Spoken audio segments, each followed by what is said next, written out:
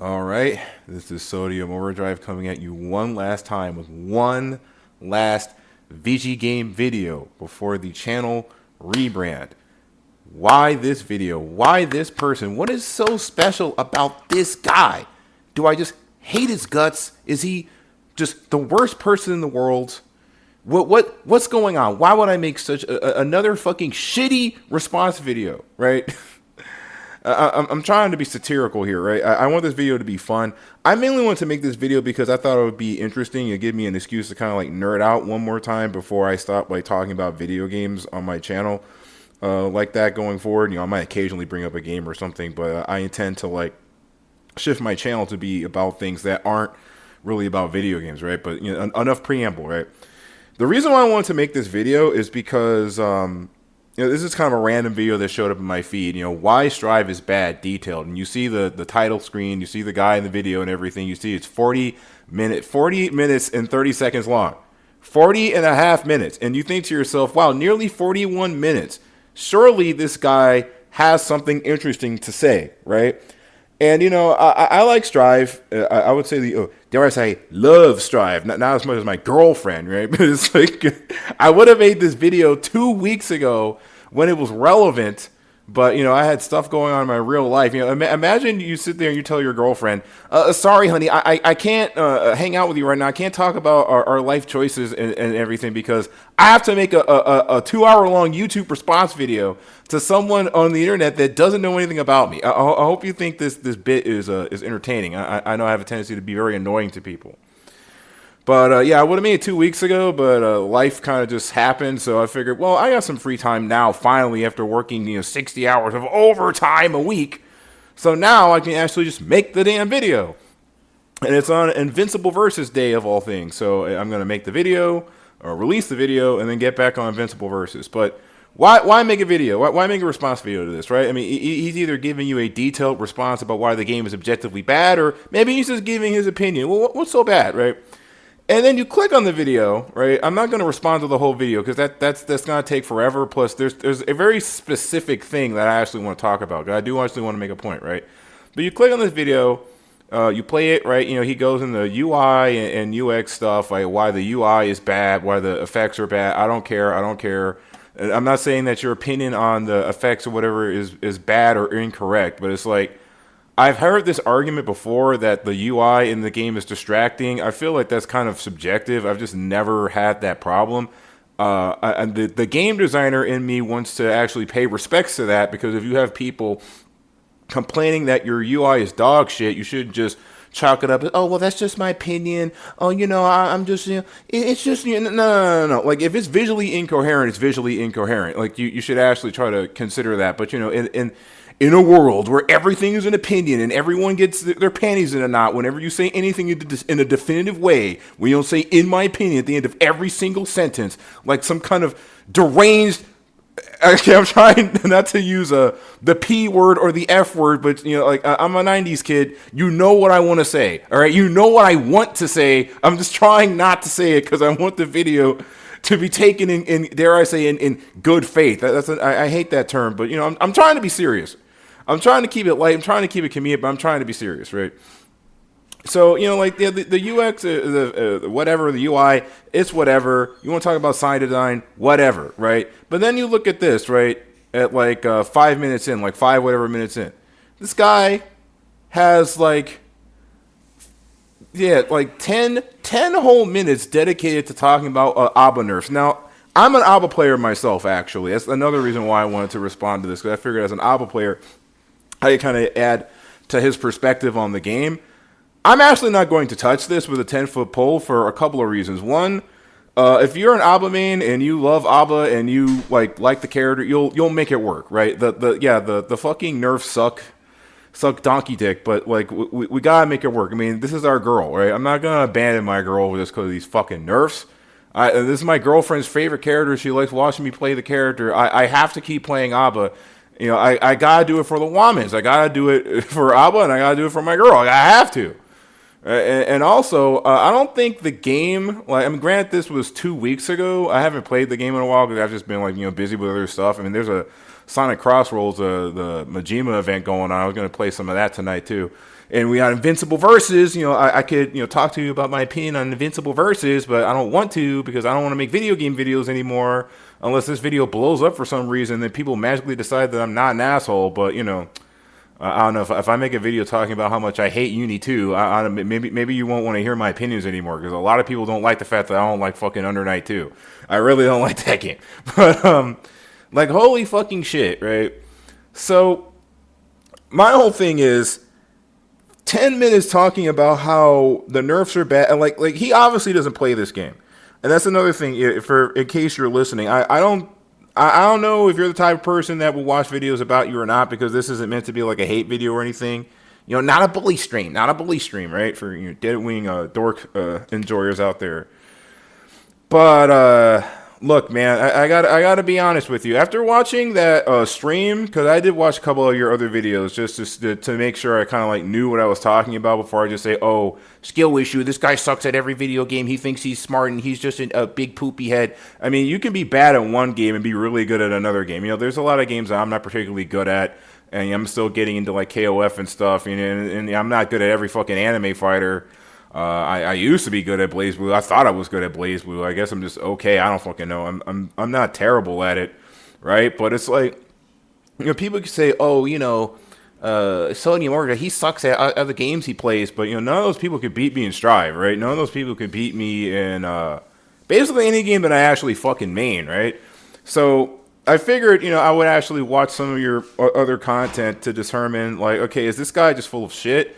Or is he actually good at like other games? And you seem to be pretty decent at KOF, right? I saw like your KOF combo video and all that kind of stuff, right? So this isn't me like just coming at you sideways like a hater, right? But I gotta be brutally honest, dude. When I watched that BlazBlue stream you did when you were playing Azrael, and like, okay, I want to say bitching and moaning. That just kind of puts that's kind of like poisoning the well, right? You gotta roll with me here, right? A 90s kid. The default personality type is being mean as shit, or I guess, what Zoomers on Reddit consider to be mean, right? Just saying how you actually feel about something and not sugarcoating it is being mean, right?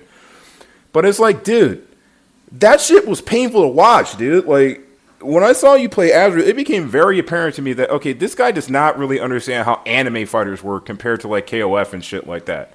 Like, that became very clear to me watching you play that game. Like, there's just no contest. Like, you're over struggling against blue squares and shit. And then when you beat somebody, you have the nerve to be like, achoo, I'm allergic to winning. And talking mad shit about how they play. When it's like, you aren't really playing that much better than them, So, this is a little bit of a body check, right? Coming from an anime enjoyer such as myself that, you can't, like, sit here and, like, pretend to understand how a genre of game works if you don't really play it. And then expect someone who actually plays those types of games to not call you out on it, right? Because I made it a point to say in the comment section too, right? I'm going to show some of the comment sections here when I get to, making my actual fucking point, right? Oh my God, stop yapping, right? But it's like, dude, like, I don't go around talking about games that I don't fucking play like that with, like, a sense of authority. Now, I won't say in my opinion at the end of every single sentence because, I don't take it up the butt, right? So I'm not gonna, use weasel words and shit whenever I say something. But you should have like a baseline understanding of why you think something or why you're saying something before you say that. You should be able to back it up with receipts. And that's why I wanted to make this video, because I want to look at it from this perspective, right? I'm talking to like the audience too, right? I want people to look at it from this perspective. Imagine you click on this video, you're listening to him explain why Strive is bad, and he goes on this 40-minute rant detailing why the game is bad, and then he gives you a whole bunch of misinformation about how the game works, right? He is telling you that the game is bad for reasons that don't even make any sense. Now, I wouldn't necessarily call this like, propaganda, like someone's going to watch this video and be like, oh my God, I watched this video by this guy who like has barely 3K subscribers, and it convinced me that my favorite fighting game is actually terrible. Like he tricked people into saying the game is bad, right? But like, I can tell that when people like, in the comment section, when they ask you for like, for instance, like, where are your KOF 13 guides? Like, people are asking you for guides and shit. Like, there's some kind of like you're in a position of authority to say that, right? And I can't comment again. I can't comment on KOF or anything regarding like Street Fighter or stuff like that or games that you play. But I'll be damned if you're gonna sit up here and go saying this type of shit to people. Oh, I forgot. He didn't just talk about ABBA he talked about ABBA for like damn near like 25 minutes, bro. Like, dude. Almost 25 minutes of ABBA. This is a video called Why Strive is Bad Detailed, and half of the video was dedicated to complaining about the nerfs on one character and making it sound like that. Oh no, ABBA, there's even more. Yeah, 25, dude, almost 30. It's an ABBA video. This is called Why Strive is Bad Detail, and you can see it with your own two eyes, bro. This is an ABBA video. This is a video complaining about ABBA getting nerfed, disguised as a critique of the game itself. Dude, right? But that's not, if you can believe it, right? The 20 minutes of preamble, that's not even the main point of the video, right? That's not actually the main point of this video. The main point of the video I want to get to is this, when he starts talking about Strive as a game as a whole. Now I'm going to play some of this, and I'll get to the part where I actually want to respond to it, because the main point I want to get to, right, is how neutral works in this game, because the way he describes neutral is so, like, weird, right? Like, I wouldn't necessarily call it incorrect, but like it's an oversimplification of how the game works. That's why I use the term misinformation, right? Because it kind of misrepresents how the game actually works, right? And especially with the example that he gives. So let's just I don't know how to pronounce your name, buddy. I'm just going to call you Mock, right? Let's see how Mock describes how neutral in the game works. And then someone who, not trying to suck my own dick here, but I am Platinum 3 with ABBA. I mean, I think I have a decent enough idea how the game works, right? So let's just see what he has to say. I think the character I noticed it the most was Eno. He's talking about move crushing, by the way, just because I kind of skipped over that. He's going to talk about moves crushing into each other and how it creates RPS situations in neutral, just to emphasize that point. This game reminds me of old Killer Instinct, not the 2013 version, but the old Killer Instinct. Now, to be fair, I wouldn't say I grew up with it. I played the old Killer Instinct like one time after. Okay, maybe I shouldn't be laughing about that. I was about to say, like, I played Killer Instinct. Well, I think it was Gold, or I think it was Super Nintendo. I played Killer Instinct once after being molested. That's actually not a joke, but I mean, dark humor, right? I just thought, hey, maybe this would be an opportunity to make a self-deprecating joke about the time I got molested. Okay, holy shit. Oh yeah, I moved my light. That's why it's. I hope you guys like my very cynical, very, very off-putting personality. I know my girlfriend does. Doing that. She says she likes it when I'm mean to people. Much better. And this is the move that made me really think about it. Not really. So this move is safe on block. Goes almost full screen. Obviously has insane low profile. Yeah. And on hit, it's a stagger for a full combo. Yup. Right. There's a lot of moves like this in the game where your range just doesn't mean anything. Like, if I'm here, it still hits. If I'm here, it still hits. Like, everything from about this range, which is like the range of Soul Far Slash. As soon as you're in range of Soul Far Slash, the game changes because you don't want to block that because it's plus on block. Oh, I didn't mention this. Alba has exactly 1 plus frame in Morha mode on her close slash. That's it. Technically, her Danzai is also plus on block, but it hits twice, and there's a gap between the hits. And her super hits twice, and it's plus on block, but there's a gap between the 2 hits. Okay, I mean, look, she used to have the key stab was also plus, I don't see why that matters. Like, see, he's like, why doesn't Abba have plus frames?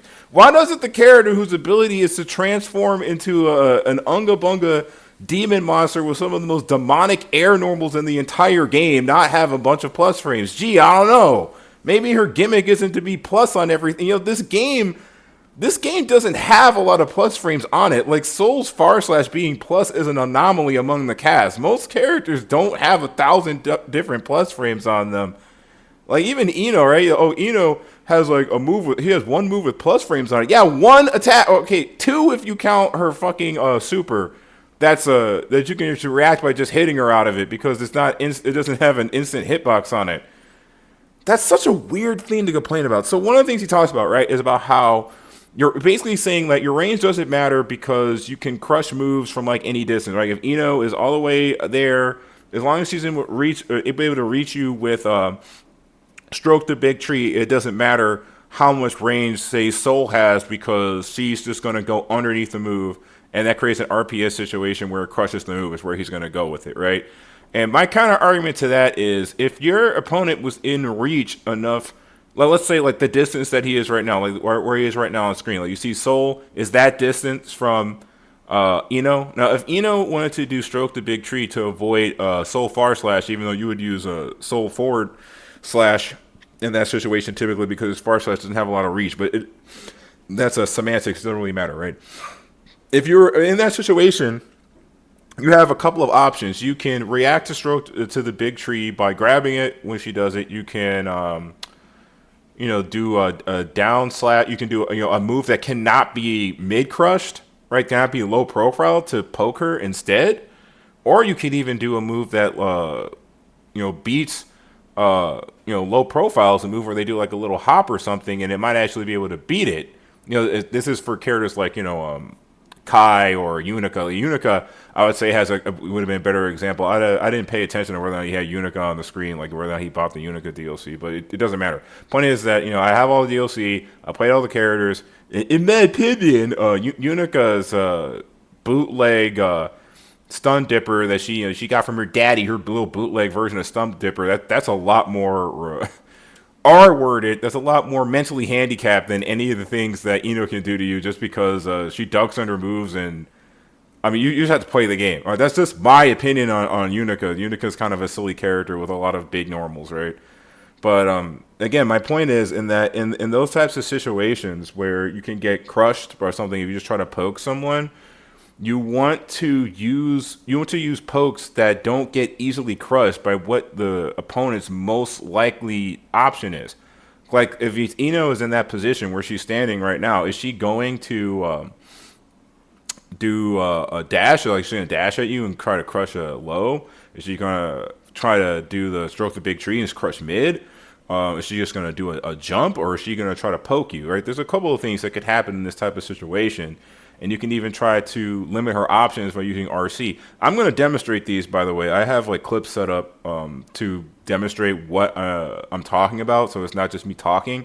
I just want to show the video first, and then I'll show like the gameplay footage and stuff, because I want to use examples from KOF and Dragon Ball FighterZ and other things talk about like movement and neutral and move crushing and stuff like that, to kind of show like this guy kind of doesn't really know what he's talking about, if I'm being brutally honest, because I can show it, right? But like in a situation like this, if you are worried about Far Slash being crushed, you don't use Far Slash, or you use it sparingly, right? You try not to get called out, because Stroke the Big Tree is a very long startup move that that's a call out. It's a call out move. It takes 28 frames for this move to come out. This is reactable, right? If you can just grab it. Soul's react if he just did nothing to heavy stroke the big tree, maybe not the slash version, but definitely the heavy version that hits farther, right? That goes from a farther distance. If he just sat there and did nothing, he can just react to the animation. So sometimes the solution is to not do anything at all, right? So let's just hear more about what he has to say, and then I'll kind of elaborate further, talk about like why it doesn't make any sense, and then we can get into like the examples and stuff in the video, right? So her only usable plus frame is +1 off of Close Slash.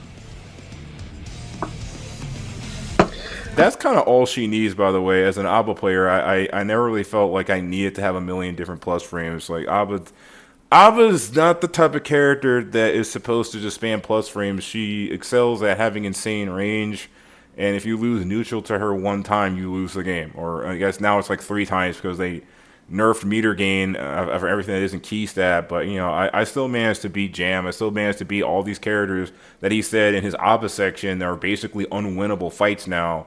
I skipped over that because it's not relevant to the point I actually want to talk about. Like, I'm not going to discuss character balance in a patch that's only 2 weeks old. I'm not going to do that. I'm not going to. I just don't think we have enough time to say anything definitive aside that Happy Chaos should have just been removed from the game entirely, even though I like Happy Chaos and I miss the old Happy Chaos because he's actually fun to play, but, In Marha mode, in the old game, she had one move that was very plus on block, hit twice, was throw invincible, had an FRC point on it, so you could cancel it, so you could Roman cancel it for half cost. Was jump cancelable on both hits. Was a launcher on hit. Was very plus on hit. And yeah, did insane guard damage. Both hits had the maximum attack level value set to them, which is what determines how much guard gauge it does on guard. And both of them had the highest value, so it is double the highest value total. How much guard gauge that move cranked. Dude, I love how we're talking. This is the part that says strive in general, and he's still talking about fucking Abba, bro. I know the Abba nerfs are bad, but come on, bro. Like you're still going off about it. You're still talking about it. Look, dude. One thing I've noticed a lot from like a lot of people, especially like old heads or people who claim to be old heads, but just people in general that really hate strive, they always compare it to Exerd and Double X. It's not Double X, it's not Exerd. I'm not saying this is like the best fighting game ever made, even though I would say, personally, in my opinion, that it's one of the best fighting games or one of the best anime fighters I've ever played. Definitely better than a lot of games that I played previously in the past for various reasons I could go into. But I'm not going to make this a Strive review, even though I am kind of parroting his video title, Why Strive is Bad, Why Strive is Good, detailed. I do think the game is good. I think the game is great, actually. I should have put great. I should have put amazing, because it is my go-to fighting game now. Like, this is like my main fighting game. Maybe I'll have Invincible Versus will be my side bitch. But like I played that game and it's actually pretty hype. I like it so far. It's really good. I'm glad I kind of risked it because I didn't play the beta. I kind of just risked it because I saw the gameplay footage. It's like, this game looks tight. No, that's really expensive. I'll buy it. I'll buy it because I have the money. I worked so much overtime that I can afford it. Right? I can afford it. I just bought it. But yeah, dude. So. I know, right? Stop yapping. Get on with it. Yeah, get on with it. But it's like, I'm just so tired of hearing, like, it's not Exerd, it's not Double X, it's not this game that nobody plays because the fucking player count numbers are in the toilet because it's old and those games weren't even popular when they came out. Cope and Seethe. I liked Exerd too. Okay, I'm not shitting on Exerd like I hate Exerd. Exerd was one of my favorite games back in the day. One of the bigger releases. I got that game. It got signed, and then when Revelator came out, I grabbed Revelator. I even got Rev 2, all on PlayStation 3. I liked that game. Maybe it wasn't like my favorite game of all time, but it was definitely one of the games I liked the most. It was one of the few anime fighters I was the most hyped for. I liked that game. I just didn't like how everything boiled down to being about Oki spam. But like, come on, dude. Like, you have to judge Strive for what it is and not what it isn't. What does the game do that's bad? Not what does the game do that's different from other games. And that's another thing too that I want to emphasize when I go over the comics. I wanted to talk about like the comment section stuff too.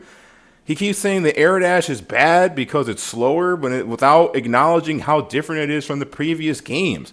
Strive is not trying to be X-Ith, right? And this is funny coming from a guy who made a video talking about how this game is going to be, trash.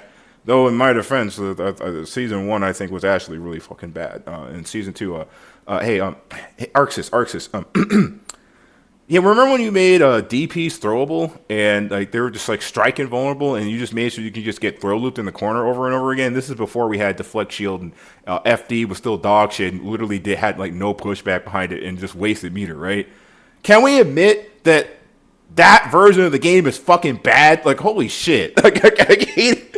I used to hate this fucking game. I only came back to this game a year ago because it was free on fucking Xbox Game Pass, and I tried to say, okay, let's see if this dog shit game got any better, and I played it. It's like, holy shit, this is way better. And Wild Assault is actually cool. I actually miss Wild Assault because it was fun, and I think you British meatball enjoyers who bitched and moaned and got it removed should have your testes removed. I hate all of you. I liked Wild Assault. It was fun. But, nah, man, it's like, like if the game sucks, it sucks, right? But like a game doesn't suck just because it's different. It sucks because it's bad, right? This is like judging an apple based on how closely it resembles an orange. That's not how you critique something. It's always this game. It's always conversations about this one particular game where it's always like we have to compare it to the last game, even though it's not trying to be like the previous game at all. Not even Tekken 8 has discourse this I kind of want to use the word disingenuous. I don't know. Like it's not fair. It's not a fair critique of the game to say it's not like the previous game, therefore it's bad. You have to explain why what the new thing is worse than the old game. Not that it's different, but that it's worse. He didn't really explain why it's worse. He just explained why it was different. He didn't explain to me why it was worse. Which is a stupid move, but it's okay to have stupid moves that can't damage the opponent easily on a character that's on a time limit. Yeah. That was the design philosophy of old Morihaba. New Morihaba has exactly 1+ frame on close slash. I would say that the new Morha is actually like way more R-word, is way more mentally challenged than the previous version. But I've only been playing Guilty Gear since Plus R or not Plus R. What was it? Yeah, Async Core Plus? The version on PS2, for those on PS2 and Wii, that's when I got into Guilty Gear, was the PS2 game. Anyway, this move is the move that really showed me what this game's philosophy was about. In old Killer Instinct, they went really hard on specific attacks having specific invincibility against specific attacks. I don't remember exactly what the triangle was, but it's kind of like Dead or Alive, where you have what is it? Strike, hold, throw. I think, where it's like you pick one type of move. Imagine comparing this to DOA, bro. I can't even crack. I'm trying not to like laugh. Like it just, but that doesn't make sense. Well, hold on, let's just let him finish. Let's just let him finish, right? Let him finish. Let him cook. Let him cook. It just, that doesn't really make sense. Move, and it beats the other type of move, right? That's kind of how it was in DOA. Virtua Fighter is also very similar because every strike in Virtua Fighter is invincible to throws. So it's like, well, I can just do my big slow launcher if I ever think you're going to throw me, right? So it ends up being blocking beat strikes because almost every strike in the game is minus on block, and then throws beat blocking, and then attacking beats throws because all strikes are throw invincible, and that's like the core mixed up, but there's other stuff around it that makes it more interesting. That's this game at all times. It's like, will I do my high invincible move, or will I do my low invincible move, or will I do something else? Like, there's so many of these instances of where, well, this move beats this specific other type of move, period. And it's just like, what? Now, the funny thing about this, right, so we're kind of getting to the meat and potatoes of what I actually want to talk about here, right? The interesting thing about that statement is that it's technically not even wrong, right? There are a lot of moves in the game that beat lows or beat highs, like you just showed, like Chemical Love can beat lows, and Stroke the Big Tree beats mids and stuff like that, right? The problem with that argument, however, is that it applies to basically every single fighting game since Street Fighter 2, right? Since Chun-Li, crouching medium punch that goes underneath fireballs, right? It's something going underneath something or going over something in and of itself is nothing new, nor is it anything that is particularly bad with the game as long as there are tools to get around it. So you may be wondering to yourself, well, how do you beat this? Well, there are moves that cover multiple options in the game. So for instance, let's look at the distance right just on screen between Ino and Soul. Like I said before, if Ino chose Stroke the Big Tree, Soul did nothing. He can simply react to the move by just hitting her out of it before the hitbox comes out. If she does Chemical Love and he crouches, well, it's not going to hit him if he crouches, so he kind of just has to sit there and crouch. And he can respond to basically anything that she does if she chooses to attack first. And if he wants to attack her, let's say he does a move, right? He can choose a move that covers both high, mid, and low, high, mid and low. A move that you can't duck under it, but you also can't jump over it. An easy example. I mean, I'm not gonna turn the game on and record it. I recorded so much footage already because I actually recorded the examples before I recorded the intro. But let's pretend Unica's on screen, right? This little mongoloid is on screen with her gigantic ass, heavy slash. One of the most insane buttons in the entire game. If you're within reach of getting hit by Unica's heavy slash, you can't jump. You can't just jump away from it. You can't go underneath it. Like, you have to block it, right? So there's moves that check for crush moves like that, and that's why like moves like Stroke the Big Tree or Chemical Love are good contextually speaking, based on what the opponent does. And what the opponent does is based on the distance between the characters. So, in particular, as being like a mix-up heavy character, it makes sense that she has a lot of like crush moves and stuff because she, uses that to like get in and get past projectiles and stuff because she doesn't have a normal dash, so she can't just run forward like a normal character would. She has to fly at you. And, her fly, she's in midair, so she might crush like low kicks and stuff and hits you. That's what Ino's archetype is. But I think like this, using Ino for an example is kind of weird. It'd be like talking about, move crushes and parries and stuff and like Blaze Blue, and I'm using Hakumen as an example, or let's go after this man's precious KOF, though I don't know how he feels about the recent KOF games. But it's like, come on, Blue Mary is a character whose sole gimmick is dodging moves and grabbing you afterwards. Like, there's always been characters who have some kind of dodge or parry where, like, if you try to hit them with anything, they just automatically beat it. And that kind of disrespects the amount of range between you and the opponent when they don't have to whiff punish anything, when they can just parry it or do a move that like goes through it. And I'll be demonstrating that as well. I mean, I don't have too many KOF games. I only have like KOF 15. I guess I could, ask Luffy to get me the older games, but I don't think I need multiple examples. I only need one. Right, but I mean, like, you can go underneath it. You can, this character can dodge stuff. There's characters that can reflect projectiles. That happens in any game. Right?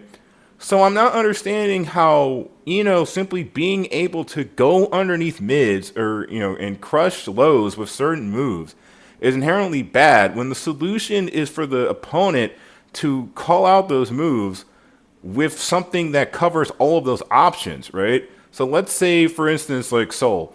I'd have to test it, but like I'm pretty sure Chemical Love should beat Bandit Bringer or Bandit Revolver. I don't think it will be Bandit Bringer though, because Bandit Bringer actually hits all the way down the ground, right? So like you'd have to let's say you're playing Soul. So okay, I'm in this situation. How do I beat Okay, how do I determine if this is a good matchup or a bad matchup? You look at your move list and you determine what moves you can do from what distance. That you have an advantage that will cover all of her options. And, some of these moves, they just have too much startup. They don't work a certain distance. Like if Soul is right next to Ino, she can't really use Chemical Love or Stroke the Big Tree as a poke because those are long-range pokes that are meant to beat out, poking moves. So if the Soul player wants to, beat Ino in that situation, again, he can, jump. He can just jump around the stage. He can, poke with, crouching slash, which is a really good hitbox. Pretty big for relative to its speed. You can check for stroke the big tree, and if she goes for chemical love, it'll miss him because he's crouching while he's doing the move. So he can do stuff like that. Moves that lunge him forward before her move can actually come out.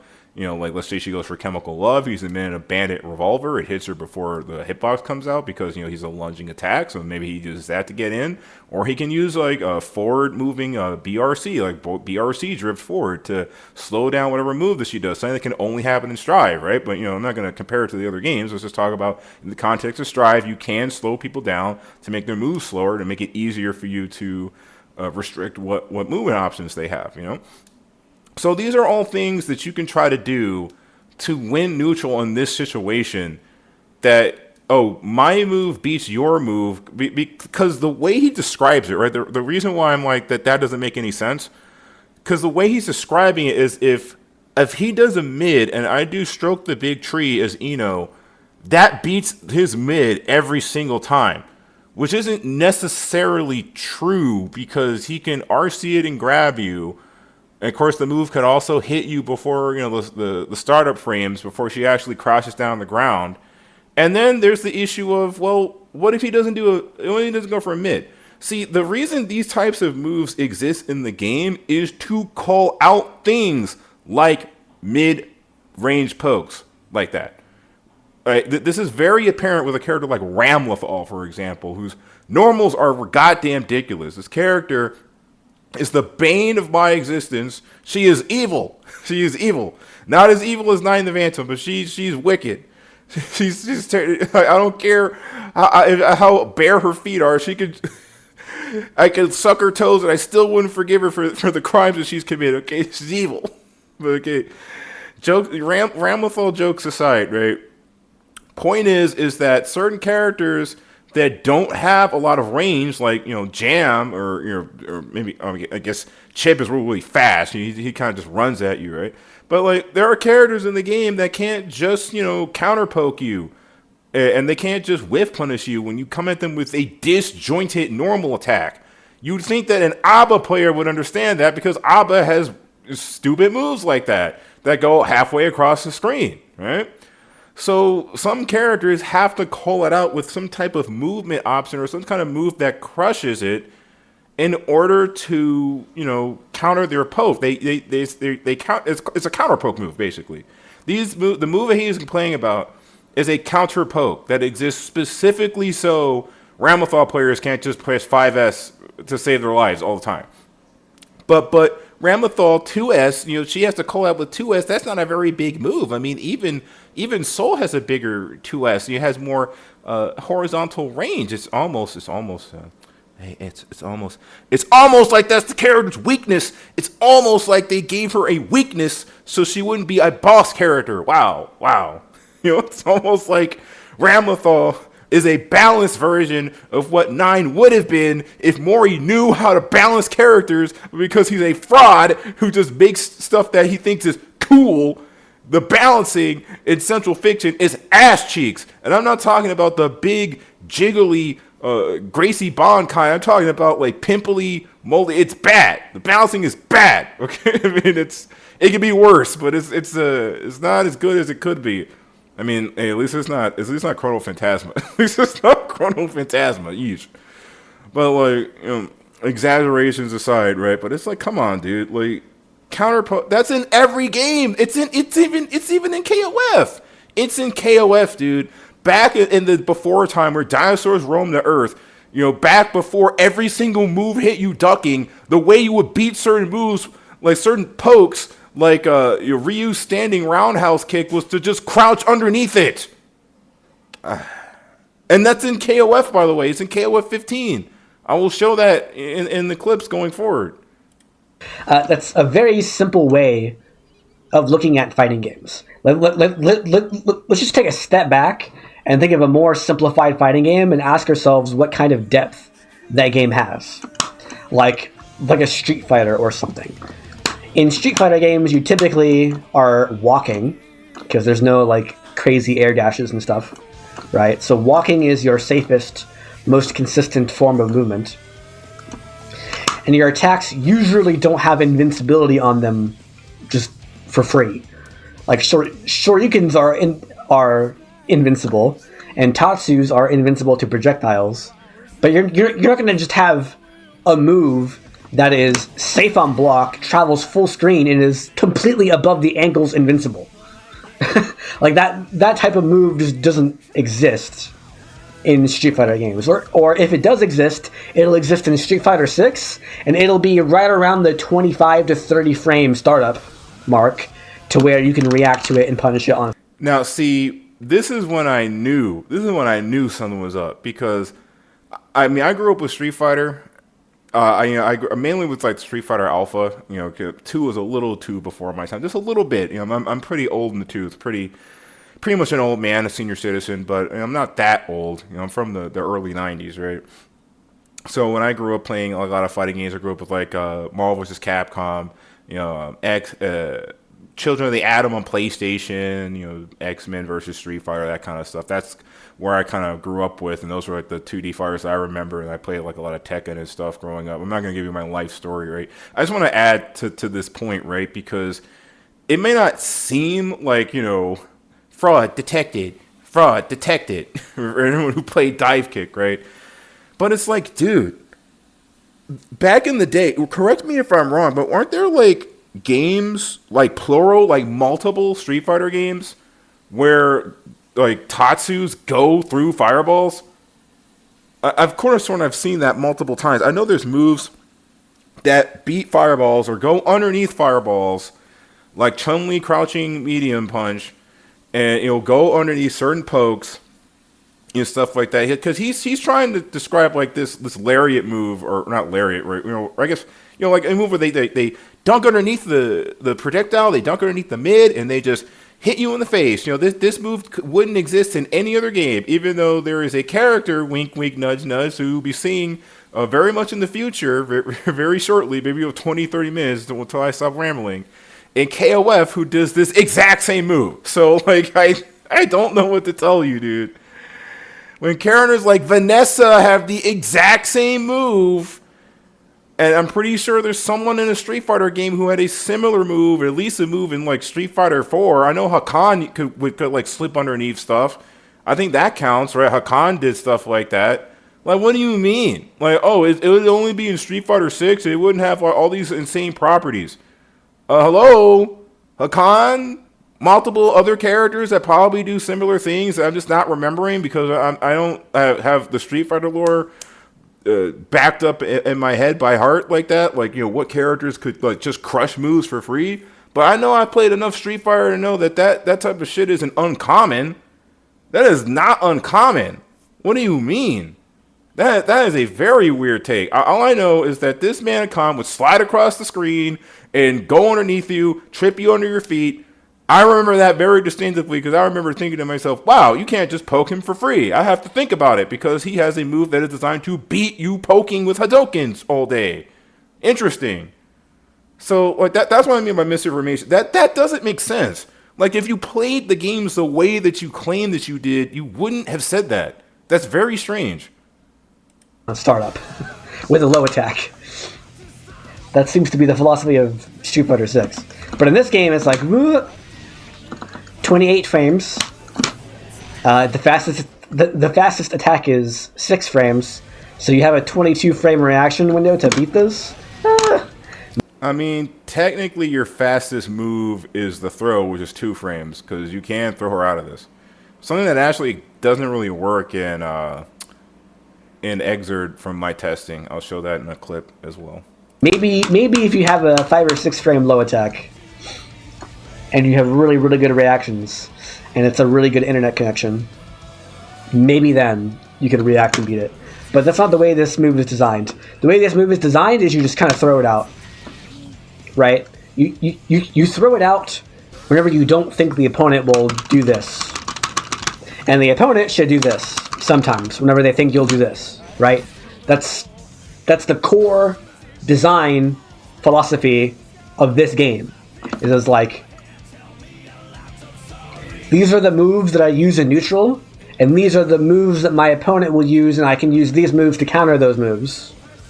You're literally describing every fighting game in existence when you say that, though. Like, that's why I'm not understanding. Because, like, I would give you a golf clap. It's like, wow, he understands it, guys. He knows how like the neutral works because he literally just said what I said, right? So the video that I made is completely pointless, right? Sony Motor Drive, you're an asshole. He already knows how neutral works. He literally just told you, right? But it's like, what I'm not understanding is like, okay, first of all, how is this a negative when every game on Earth operates like this? First of all, second. It's not even that simple because they can RC drift you to make the move slower, and they can chicken block. He could just jump it. What if he just jumps over Stroke the Big Tree? What if he like, keeps jumping at you? And this move now this move is just gonna whiff if you throw it. If you just throw it out willy nilly, he's just gonna whiff punish you. Especially since whiff punishing is way easier to do in Strive than in Exit or Double X, mainly because of how the air dash works. You can just air dash over something, and they immediately fall on top of you, it whiffs, and you get hurt. I mean, like, come on. So it's not as clear cut as just, oh, I occasionally throw out mids if I think you're going to do a reactable move, because 28 frames is reactable. And if she's close enough to do the slash version, which is a little less reactable, I think it's like 20-something frames or whatever, just the slash version, I mean, you're close enough where you can just get low poked, and you probably shouldn't just be doing that, period. Right, because you're most likely going to lose the exchange if you know that Soul can hit you with this move before your move comes out. You don't use it. I mean, that's literally every game though. So I'm not really understanding how this is a problem with Strive, because I can say this is a problem with KOF 15. I don't know about 13, because I mean I played a little bit of it back in the day, but I never played it religiously on PS3 or whatever. I'm still pretty new to taking SNK games seriously, but I mean.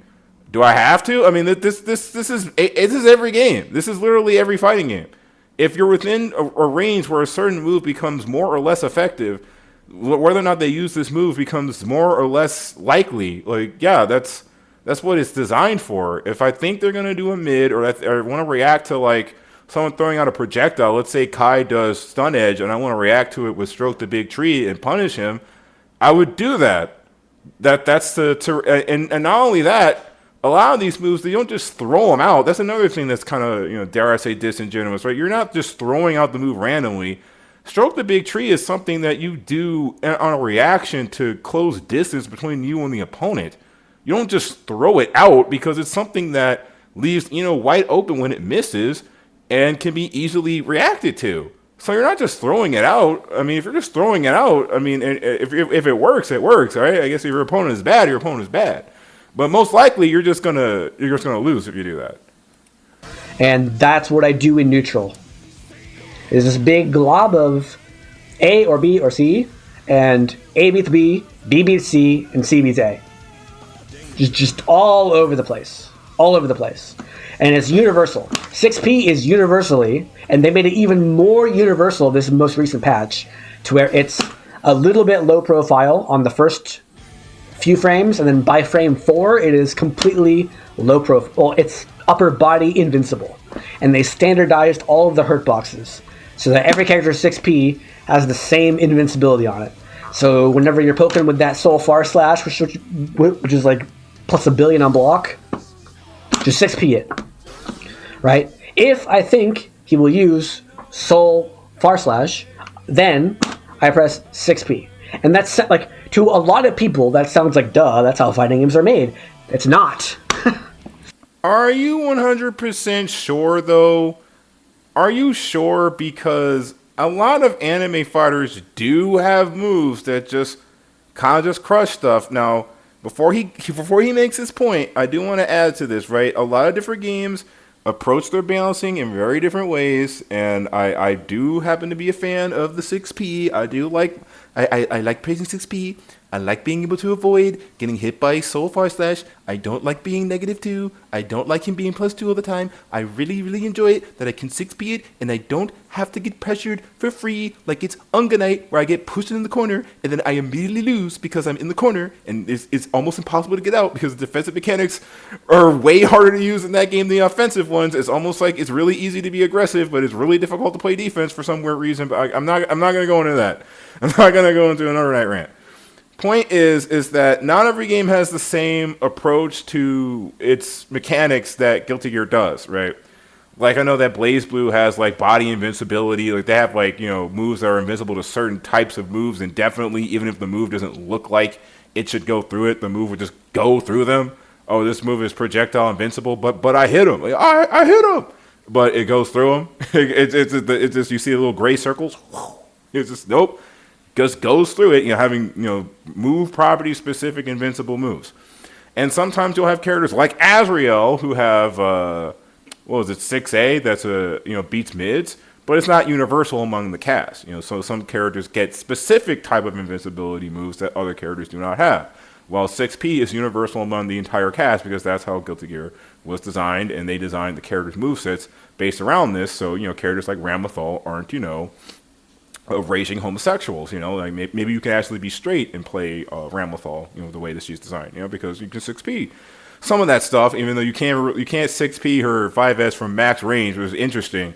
But point is that, okay, so when he says that fighting games are not designed like that, that's like a half-truth. It's like fighting games do take different approaches to how you're expected to beat things, but it's not uncommon for characters to have moves that just beat out other attacks. Like Street Fighter, for example. As far back as Street Fighter 2, if you thought someone was going to poke you at a certain range, they would just, light dragon punch you. Sure, you can.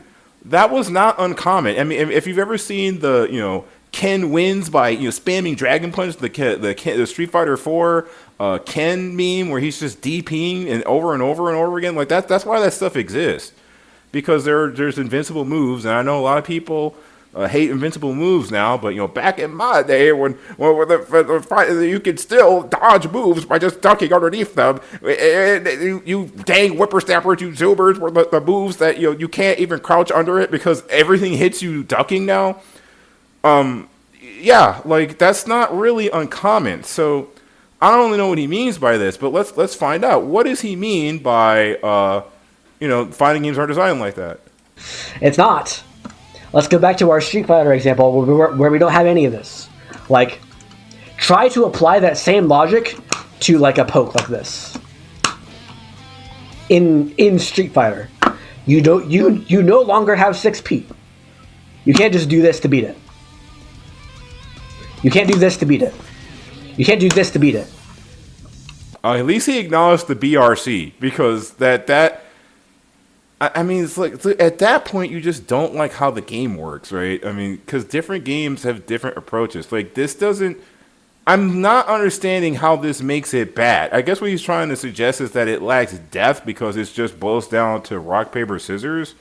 But it's not really RPS. I'm not really guessing that you're gonna do something. I'm reacting. I'm making a read. Guesses versus reads. It's like what's this guy most likely going to try to do, right? And even then, right? Let's say you try to go for 6P to beat like a Soul Far Slash.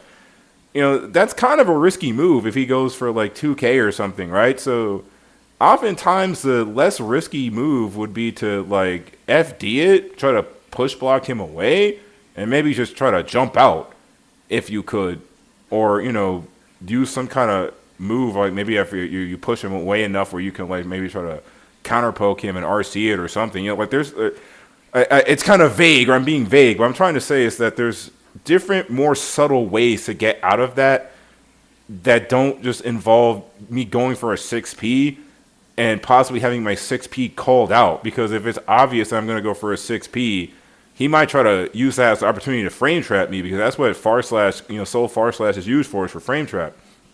So he could expect that to happen and then, go for something else. Like if you do like Far Slash, and you try to do like 2 or 3 of them in a row and they go for 6P because they know you're going to do another Far Slash, you can take advantage of that and go for 2K or something, or, just do a raw Volcanic Viper or something if you want to make a hard read, just to like, rub your balls in their face, make it clear that you have them, open, you read them like a book, right? Because you're forcing a behavior, right? When you spam plus frames on people, ideally, if you're not playing a super unga-bunga pressure-heavy game, what you're actually trying to accomplish is that you're trying to mind game them into making certain types of decisions. Like, let's say you're in a position where you think they're going to Far Slash and you can just do like 6P. if you think they're going to do that, I mean, you could 6P, but you could also do raw super. You could also do that too. There's a lot of things you can do in that type of situation. You can even go for gold bursts if you wanted to do that. So you have options that have a varying degree of safety and versus risk to them. Risk versus reward. Do I want to, get a combo by doing 6P? Do I want to just reset neutral by going for a burst? Do I want to try to push him out with FD so it's less of a risk in case he chooses something else? And this is based off of how your enemy player behaves. And you have to be able to read their behavior. But it's not a guess. You're not just guessing, because this is based off of how your opponent behaves plus what likely options work in that situation. It's pretty straightforward, all things considered, so I'm not really understanding the point. I'm still not really understanding what the point being made here. What do? If you're in range of it, you can block it. That's great. You can also Shoryuken it, because he's going back to the Street Fighter example. So let's say, for instance, if you're playing Ryu, and I guess I could have used a Street Fighter 4 example, but I do have Street Fighter 4. I just didn't think about it because I mainly focused on KOF. But let's say, let's go think about Street Fighter 2, because Street Fighter 4 has focused attack, so that's not really the same. And Street Fighter 5, I don't know, Street Fighter 5 is his own thing. So let's not talk about that. And then 6, you just drive impact, peanut butter chocolate flavor. Oh my god. But yeah, as you can tell, I'm not a big fan of Street Fighter 6. But yeah, so if let's say you're being pressured by Ryu and he's trying to poke you with his standing medium kick or something, let's say a poke that you can't duck underneath it, you have to make it whiff, right? And you can't just crush it with a move that goes underneath it. Well, okay, if we're talking about Street Fighter 2, because I don't think any character in that game had a parry, right? Even in a game like Street Fighter 2, there were still moves that were invincible. They were da da da da da da da, right? So, if I'm trying to poke Guile while he's standing in the corner, just thinking about his life choices, and you're trying to settle down to become a family man, which is what I should be doing instead of being a YouTube video that's 2.5 hours long. That's what he would do in response if he thought you were going to poke him, right? And then other games like Street Fighter 3 introduced mechanics like parry and stuff like that, where let's say the infamous Daigo parry. I'm within range of this move. I have to respect this move. Chun-Li's going to try to cheat me out, or you just parry the whole thing, right? So as games got more and more complex, whiff punishing became less and less integral to the design of the game. And I'm not saying that whiff punishing doesn't matter, but there are different solutions other than just walking forward and walking back. You have to also keep in mind, we're talking about you're playing a game like Street Fighter, you don't have these insane options. Yeah, but a game like Street Fighter typically doesn't have characters like Ramlethal in it, or Jam, or any of these other insane characters with these insane move properties. Is there anyone like Asuka that exists in a Street Fighter game? The closest thing I can think of is Dal Sim. And, Dal Sim, doesn't his crouching medium punch also go underneath fireballs or some stuff? But, they exist in a different kind of context, right? So even with those kind of characters, that's another move I forgot. His crouching medium, the slide thing he has, the slide move. I think that also goes underneath certain moves. It might be crouching medium kick. I'd have to test it because I don't know that for sure, right? But let's say you're going against certain characters and they do certain types of pokes, right? And that thing about Dalsim is a good example because I've seen this happen before, where if they call out Dalsim trying to poke with one of his long stretchy arm punches, Ryu and Ken, they can call it out by just doing a dragon punch because he's using his arm, so there's a hurt box inside of his arm. It's not disjointed. So if his chief tries to hit them from full screen distance and they do a sure you can, it will hurt him. And that's their counter poke to just stop him from just spamming moves. That's why you just don't just spam normals with Dal Sim, right? And he has to make reads because if it whiffs, the opponent gets a chance to dash forward, or maybe he'll miss and they do a fireball or something, because fireballs can also stop Dal Sim from doing that stuff. That's why he has the crouching heavy punch where he ducks underneath the fireball and does the twin fist punch, because the reason he has that is to beat fireballs, or else he wouldn't be able to use any of his normals because all of his normals would lose to fireballs.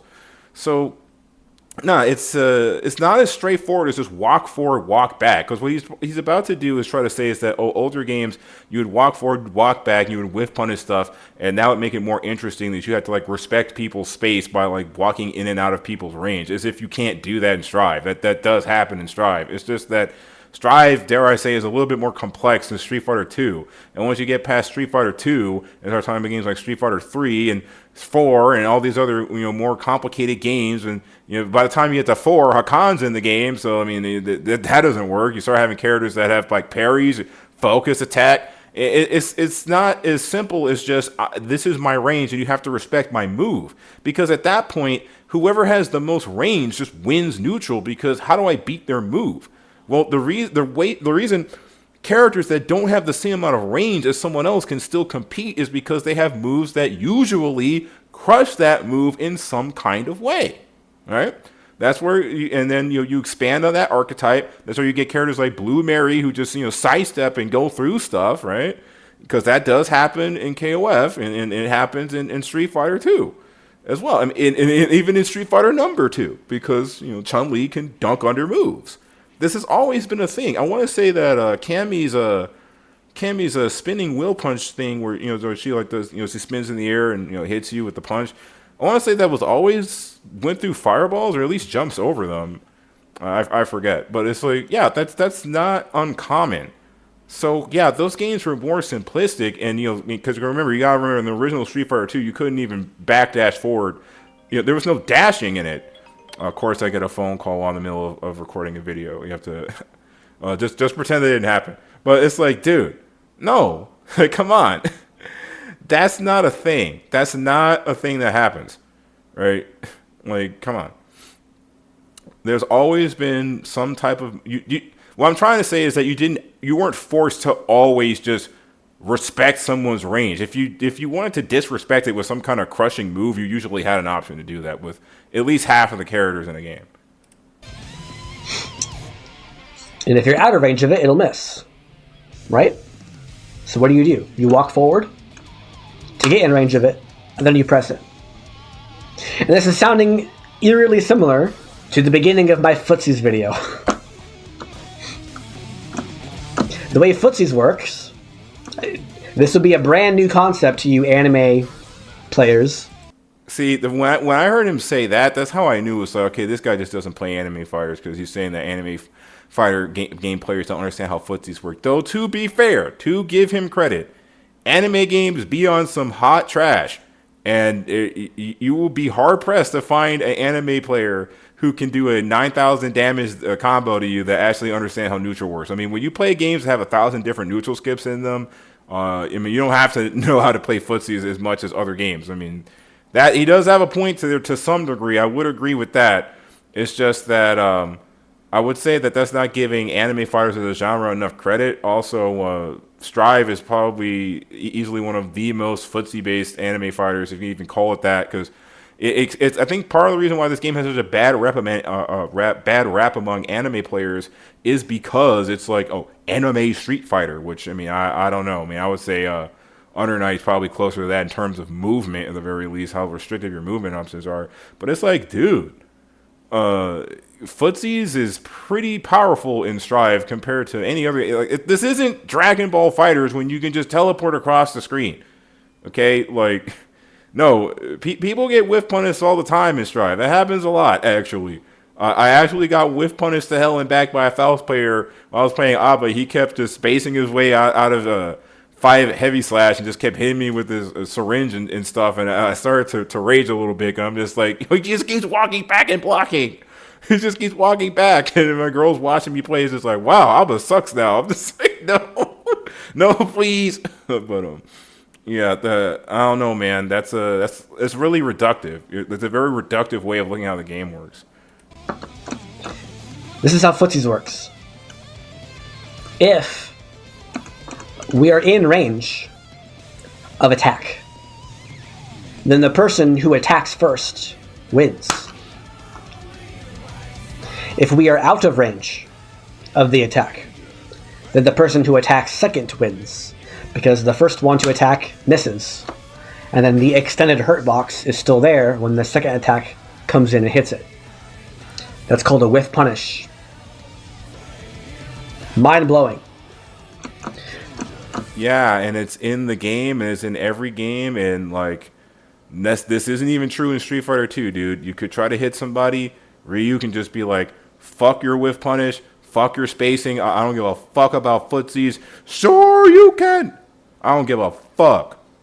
You know, like that happens all the time. What are you talking about? Like that's, and I mean, I don't want to I'm not in a position to criticize anybody for their attitude. God forbid, right? I mean, I'm a fucking asshole. But like, dude, what you talk about it like you're so confident, but it's like that doesn't make sense. Like if I didn't know as much as I did about fighting games, maybe I wouldn't be so tilted by it, but that's actually just confusing. Like, I'm sitting here listening to this, like, does this man really believe what he's saying? And he's saying the whole game is bad because of this. This is the detailed explanation of why the game is bad.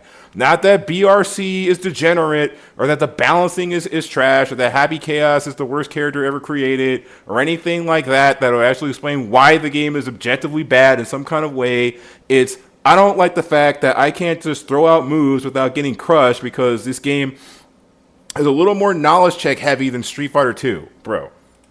The game becomes infinitely more interesting as soon as you don't have 6P and this and this and this.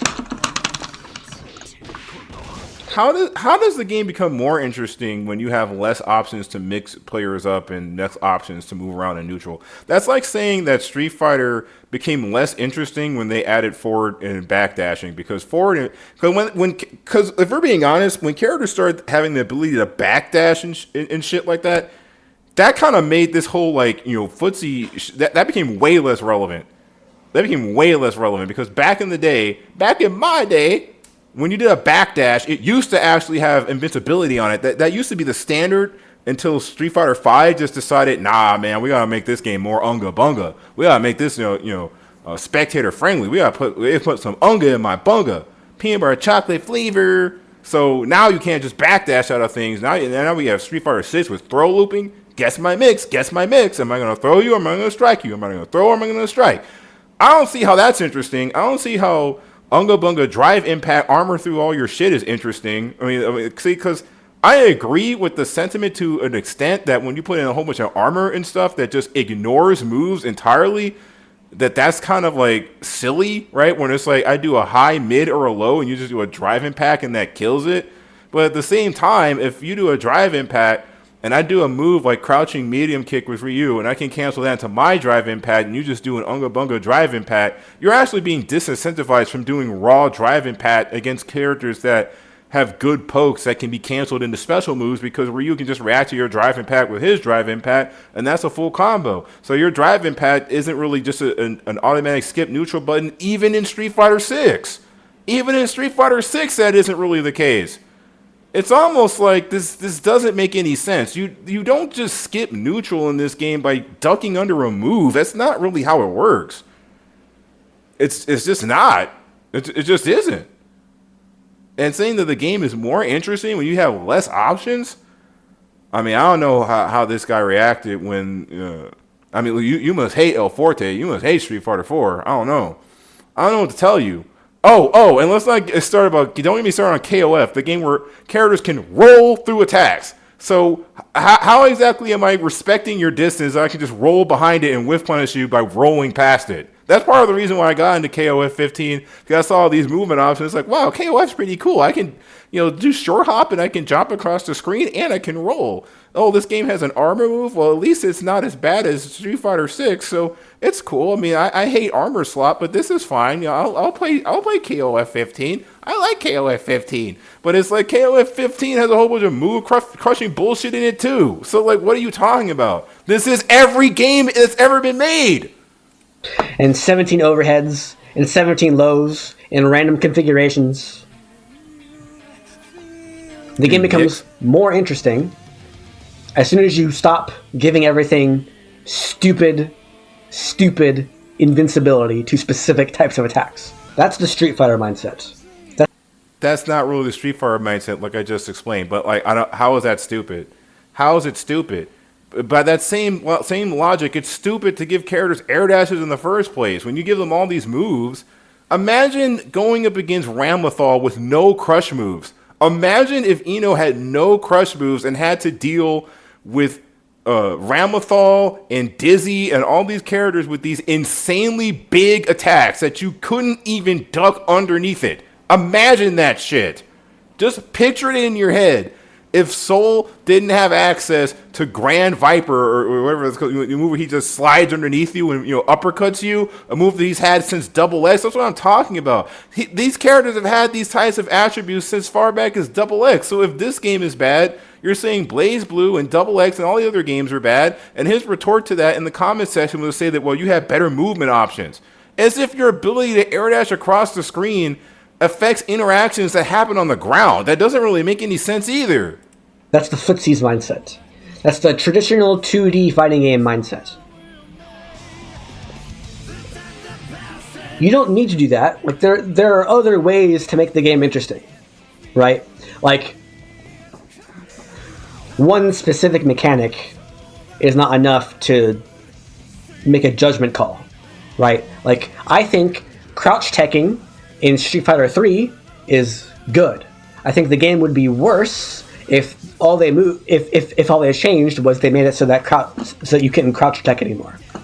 In Street Fighter 4, it's the opposite. I think the game would be better if they removed crouch teching, right? So it's not enough just to say if you hold down and press throw, you should get a standing throw with animation, not a crouching kick. You can't make a blanket statement like that. You have to look at the context of the whole game. And in the context of Guilty Gear Strive, if they just tone back all of this invincibility BS and neutral skipping and rock, paper, scissors nonsense, the game would be more interesting. Well, see, I would partially agree with that, right? Because it's like, so when he says you have to look at a mechanic in the context, yeah, that makes total sense, right? What he said about Street Fighter and stuff, I don't know about the whole crouch teching stuff because I don't play Street Fighter seriously like that, right? I'm more of an weeaboo, a filthy, disgusting weeaboo nerd. But that's kind of my whole point, is that within the context of Strive, if you got rid of, let's say you got rid of, Stroke Big Tree, let's say that Ino had that same move, but it couldn't beat Far Slash or anything. Basically what you're saying is that, Ramlethal versus Ino, she has to constantly respect Ino's range at all times, even though Ino has a disjointed hitbox in the end of Far Slash. And now since she doesn't have to worry about Ino going through any of her moves, she doesn't have to respect anything that she does. So now she just has to just get, danced on by Ramlethal or any other character with enormous pokes. Let's not even get started with Axel. I mean, did Dalsim have a giant-ass tornado that stops you from jumping in on him? I don't think so, but, I guess he does have the Yoga Fireball they gave him in the modern Street Fighter games. But the point is that these moves exist in the context of a game where characters have insane attacks that, the only way to really deal with it is to call it out with a move that crushes it so that you don't spam it. Right? I mean, unless you can give me an example of a way to deal with a different type of attack, maybe make a response video. You have the permission to make a 5-hour-long response video telling me why I'm an idiot and why Ramlethal is totally fair and balanced and that there's ways for characters to beat this without having to go underneath it. I just find it weird how these are all moves that the characters have had since Double X, and you're acting as if having crush moves in this game is a big deal when it's well then plus R also sucks.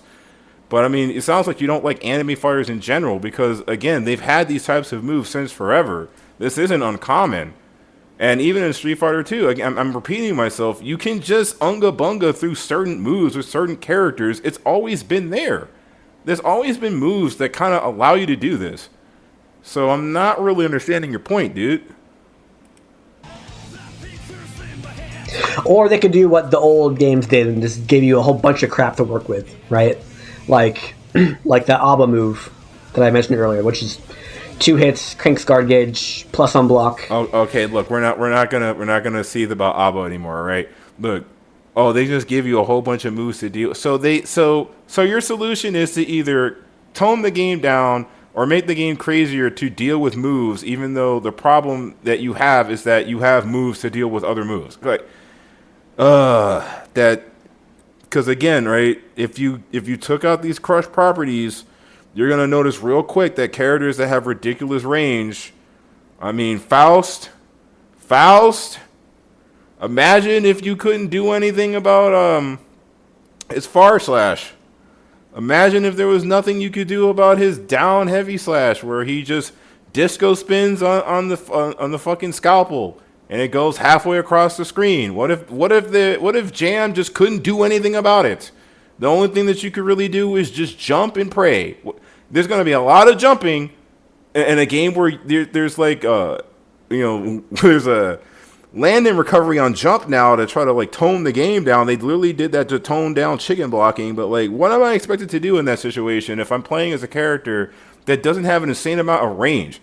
I want you to really ask yourself the question: what is Giovanna expected to do against a character that outranges her? Right?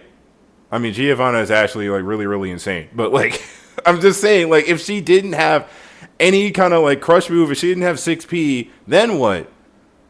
That balances the game out. In my opinion, anyway, I would say it fucking balances the game out. You'd have to just give me an example of why that's bad. He didn't really explain why it's bad. He just kind of said that, it's bad because no footsies and like, things that aren't really true. Things that I kind of just spent the last 2 hours explaining are not true. Right? That's ultimately what the problem is. I know I've been really snarky and really, quippy in this video. That's just how I talk. You gotta roll with it or not. A lot of people, they don't like that. I know Spurgs, autistic people really hate that. They take everything I say very literally. But no hate, bro. This is just me trying to be funny and entertaining to the audience. That's just my personality. I mean, if it can't be that bad. It got me laid, right? I got some action doing that type of shit. Turns out women like it when you're an asshole. They like it when you have a personality. For all you nerds, for all you chuds out there listening, I can't get a girlfriend, I'm an incel. Try having a personality. They love a man with charisma and 8 inches. But, come on, man. I really felt like you just got on here and made a 40-minute video complaining that your character got nerfed and tried to mask it as, like, an objective critique of the game. Now, I'm not saying that this is like the worst video ever made or anything like that. Like, you feel ashamed of yourself or some shit. It's whatever, right? At the end of the day, a lot of this shit, your game good, my game bad, this sucked, that good, whatever. My opinion, your opinion, tomato. It's video games. Who cares, right? This is why it's going to be my last video game video ever, because video games are stupid. And if you play video games, period, it doesn't matter what it is, you're a loser, right? So, who cares at the end of the day? It's video games, right? But like the thing that just kind of got me about this video is that like he tries to frame it like the game has all these objective problems with this neutral, when it just sounds like he doesn't really understand how neutral in anime fighters works, and then maybe the game it may be a little too overwhelming to him. Because again, like the way you were playing Blaze Blue, man, it sounded like you were just struggling, and you're trying to convince me that Azrael is a bad character, trying to use a 2C to poke people when that's not how that move is used. Like that, I don't know. You might want to take your ass back to Street Fighter and KOF. I mean, it's cool. Maybe like not everybody plays the same shit. I know I ain't getting back on Under Night anytime soon. I mean, if I ever get back on that game, it's going to be out of spite. It would be just to make a point. I don't fucking like the game. You don't have to like strive, dude. But it's like, don't tell me the game is bad because you don't understand it. That doesn't really make any sense. That's not really fair to the game. And it kind of just makes you look kind of ignorant. Like I could have been way meaner about it. I tried to make it a point not to just say skill issue, because skill issue isn't constructive. Skill issue is a judgment call. And it's trying to imply that, you have to be a fucking Evo Pro champion in order to be good at a game. Which is absolutely ridiculous. You don't have to be good at the game to have an opinion on the game. If you don't fuck with the game like that, that's fine. That's on you. And I'm not trying to knock on anybody that just doesn't feel what this game is trying to cook, bro. Because there's been plenty of times where I play the game and it's like, I ain't really fucking with this shit, right? And, sometimes sometimes the game is just bad. I mean, I played that Kingdom Heroes Arena game, bro. That ain't it. That ain't it, bro. That game was bad. And it crashed on me when I was in an online match. And it's like, you know what? Dragon uninstall. Right? It's like, nah, bro. But like, nah, man, don't confuse your taste in a game as like a fault with the game itself. Because when you make a video titled "Why Strive is Bad Detailed," that says to me as the audience member that you're going to break down all the problems that this game has and try to explain to us the people why this game is actually dog shit. And even if I disagreed with you at the end of the day, right, it would that sound like a bad idea for a video. Like if you feel passionate enough to say this game is bad, this game is dog shit, and I'm going to tell you why it's dog shit, and you give me like a good enough reason, because when people state beliefs like that, like people, oh, that's just like my opinion. It's not an opinion, it's a belief, right? Beliefs are kind of like the gray area between an opinion and a fact, where it's something that people strongly believe is a fact, but it's technically opinion, but it's not just an opinion. It's something that people believe is true. So the fact that you had the guts to just sit up here and make a video like this and not say, in my opinion, at the end of every single fucking sentence is a good thing. And the fact that you tried to show receipts for the things that you were arguing is a good thing. And it allows me to come in and say, I disagree with you because of this, this, and this. I show my receipts. And that's how arguments, for lack of better word, that's how, constructive criticism about a video game is supposed to go. It's not just like, oh, you just suck at the game, bro. You just suck, man. Just get good. Just get good. And you just ignore all the problems that a game might have that might turn other people off of that game. Right, because you have to understand that naturally, just by human nature, when you talk about like oh, this is shit or this is great, there's gonna be a layer of subjectivity to every single sentence. It's implied, right? It's fucking autistic people that don't seem to understand that, but the subjectivity is fucking implied. So I'm adding that in to say that I'm not saying that this video is bad simply because you have a different opinion, but it's like if you're going to make this type of argument. And like, there's this many holes in the argument. Like, I have to pretend that Shoryukens in Street Fighter 2 don't exist. I have to pretend that Hakan doesn't exist. I have to pretend that Blue Mary doesn't exist for this argument to make sense. No, like, I'm sorry, but it sounds to me like you don't really understand how to play anime fighters, and that's why you said this, and they upset you. Like, I mean, I could be a dick and just say skill issue, but I'm just gonna take the higher route and just say that maybe you just don't really get those games and you prefer more methodical games like Street Fighter or KOF where it's a little more toned down. I don't know, maybe you prefer City of the Wolves over KOF 15. I don't fucking know you like that. You ain't my family. I don't know you. I don't know no Godfather. I never met you, and I most likely never will. You most likely aren't going to make a response video. I'm most likely never going to talk to you. But it's like, dude, don't confuse those things, because otherwise you end up making a 40-minute long video that more or less just kind of wastes everyone's time, if I'm being honest. That was kind of just a waste of everyone's time. I'm wasting my time making this damn video in the first place, but I just wanted to spurg out one more time about video games, because I thought, I'm informative. I think I'm informed enough anyway to say something about this, and I thought it'd be fun to just kind of talk, or as the kids like to say, yap about a game, right? But it's like, nah, dude, that's oof. I mean, I don't know, man. I mean, maybe there's a reason I've never seen you at Evo, right? Like, what are these statements, bro? What are these claims? FRC, throw invincible, jump cancelable, launcher. Like, you can give characters moves like that and see what happens, right? And then tweak it to make the game as interesting as possible within that realm. But they didn't do that in this game. They didn't do any of that. Alba has +1 on close slash and nothing else. I don't think the developers understand that. And I don't think the players understand that either. Like, I watch a lot of people play and stream this game, and it's like they just accept the fact that the game is RPS all the time. And I don't know why they're okay with that. Like, I think they're okay with it because we don't see the game as RPS, because we understand how it works, and we know that a lot of those situations are not guesses. And that's why I'm able to play the game effectively and be Platinum 3, because I know I'm not guessing on like the vast majority of interactions in the game.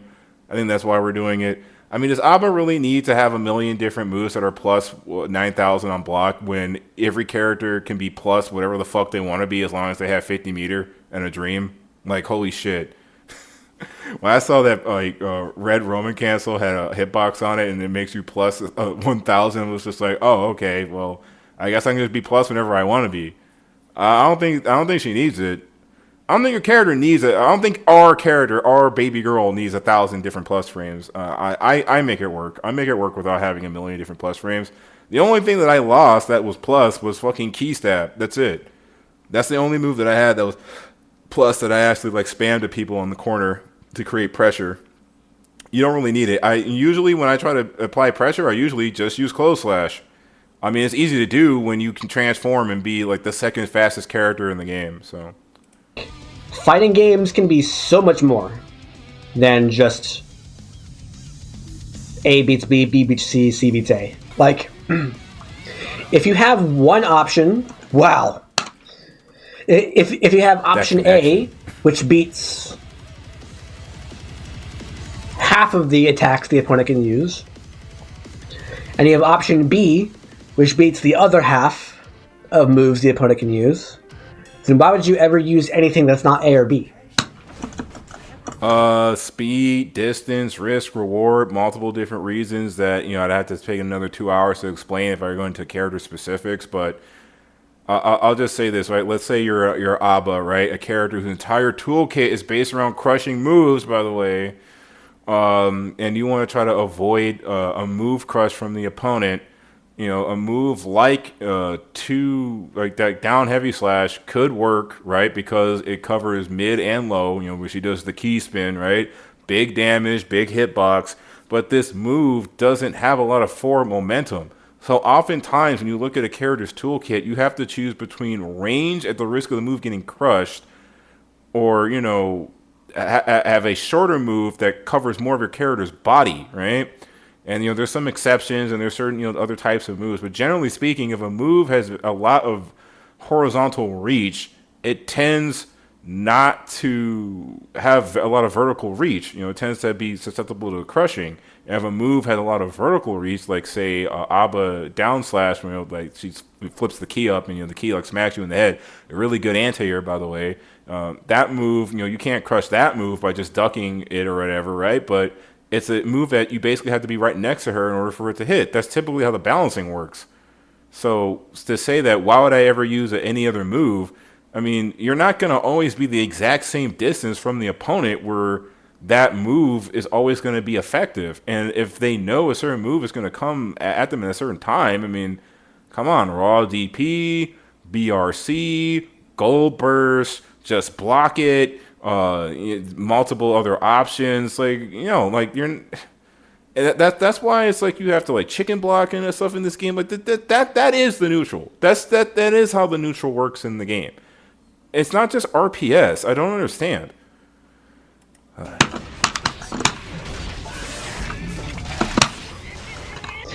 There is an answer to that, a real answer to that, and I don't think the developers have considered it. I think the devs fear that if they remove all the RPS from the game, players won't get it. That's correct. They will. They will not get it. Sajam will no longer play your game, which means that Sajam viewers will no longer play your game, which means you're going to make less money, which means you're going to... If they make the game deeper, then less deep people will not like the game. How is removing this making the game more deep, though? Because this is why I complained about the removal of like low profile moves in the 2.0 update, because these were character specific attributes that added a lot of nuance to certain matchups, added, dare I say, depth to the matchups, because you had to know more about each character in order to make informed decisions about how to fight that character. And by removing those attributes, it just streamlined those interactions with those characters, so it's less engaging, it's less interesting. It's not like terrible, it's not the worst thing in the world, but I'm kind of mixed on the patch because of it. It feels like a Jimmy patch to me because, they took out a lot of interesting stuff to make the game more palatable to people like you. So I get less Kasoge. I guess less Kasoge in my anime fighter. I get less knowledge checks in my anime fighter. Like, like on one hand, it's like making the game a little less knowledge check heavy. I do think is healthy in the long run, but it does take away some depth from what to know about characters. Like, oh, I didn't know this character could do that. I didn't know this could do that. Oh, this character had this unique property that's unique to them, and this is like a really interesting thing that only happens between these two characters. That doesn't happen as much anymore. They didn't completely remove it from every single move in the game. Like, a lot of sweeps kept their low profile properties to them. But Testament 2K doesn't low profile anymore. A lot of those moves don't have the same attributes anymore. That just kind of made it less interesting. And the throwing shade at Sajam. Look, I'm not the biggest Sajam fan either. I guess I don't really understand what that Sajam comment means, because I don't watch his content, so I don't know why you're shitting on Sajam or Sajam's audience. And then topping off by saying that Sajam players won't play your game and you'll make less money. Well, I mean, if they're gonna make less money and that making the game more complex makes it not appealing to people that are shallow, and means that they're just going to make less money, I mean, why would they change the game so that less people would enjoy it? That doesn't make any sense. If I knew that I could get away with making my game derp stupid and it would make me a lot of money, then I would just make the stupid game. Like, see, I love when people, when old hats talk about how modern fighting games are trash. I mean, a lot of them are pretty bad, but it's like, oh, we need to go back to the old days. We need to make the game deep and complex and rich and flavorful. But it's like, and then you go ahead and tell me that you make a game like that and it's just going to make less money anyway. So like, why would I make a game like that if it's not even going to make money? Oh boy, it just sounds to me like you're looking down on anime fighters, and that's what inspired me to make the video. Because as an anime fighter enjoyer, it felt a little out of pocket that you're just going to look down on this entire genre of game. Especially this game, my favorite fighting game. You made fun of my favorite fighting game. I had to make a video shitting on you because you made fun of my favorite fighting game. Right? But it's like, dude. Just admit you don't fuck with the game. Just admit that you're mad that your character got nerfed. That's what this is. This is 30 minutes of cope, and followed by, or what? Yeah, what was it? How many minutes of ABBA coping? 20, almost like that. 20 minutes of ABBA cope, and followed by another 20 minutes of coping about how the game plays. No, just no. You're correct. You're absolutely correct. Nah, bro. That ain't it. So let's see. Like what comments, right? So let's just go over some of this shit. That was a lot of fun for a new fighting game player like myself, but I bet people who have played fighting games for a long time is lacking. I don't know, man. That's just Okay, I'm trying not to pad out the video with a whole bunch of dead air, because this is basically the halfway point of the video. The rest of the video is just going to be me showing a whole bunch of examples supporting my point. For people who actually want receipts to show the things that I've talked about, because I did want to actually demonstrate those things. But like, yeah, him going about guesses versus reads and all this other type of shit. I don't know. I guess, should I do one last comment reading? Because that's what I used to do in my old videos, is read comments and inflate the runtime by 30 minutes, which I'm never going to do again. So maybe should I do it one last time? I just want to see, because I don't remember reading this shit. This video is more of a critique of 2.0. I'm not going to read that. Guess versus reads. No flame, but I won't be doing that. I understand the difference for the most part. Anime games are generally more chaotic, so both parties are doing a lot more guessing because the game speed generally requires it.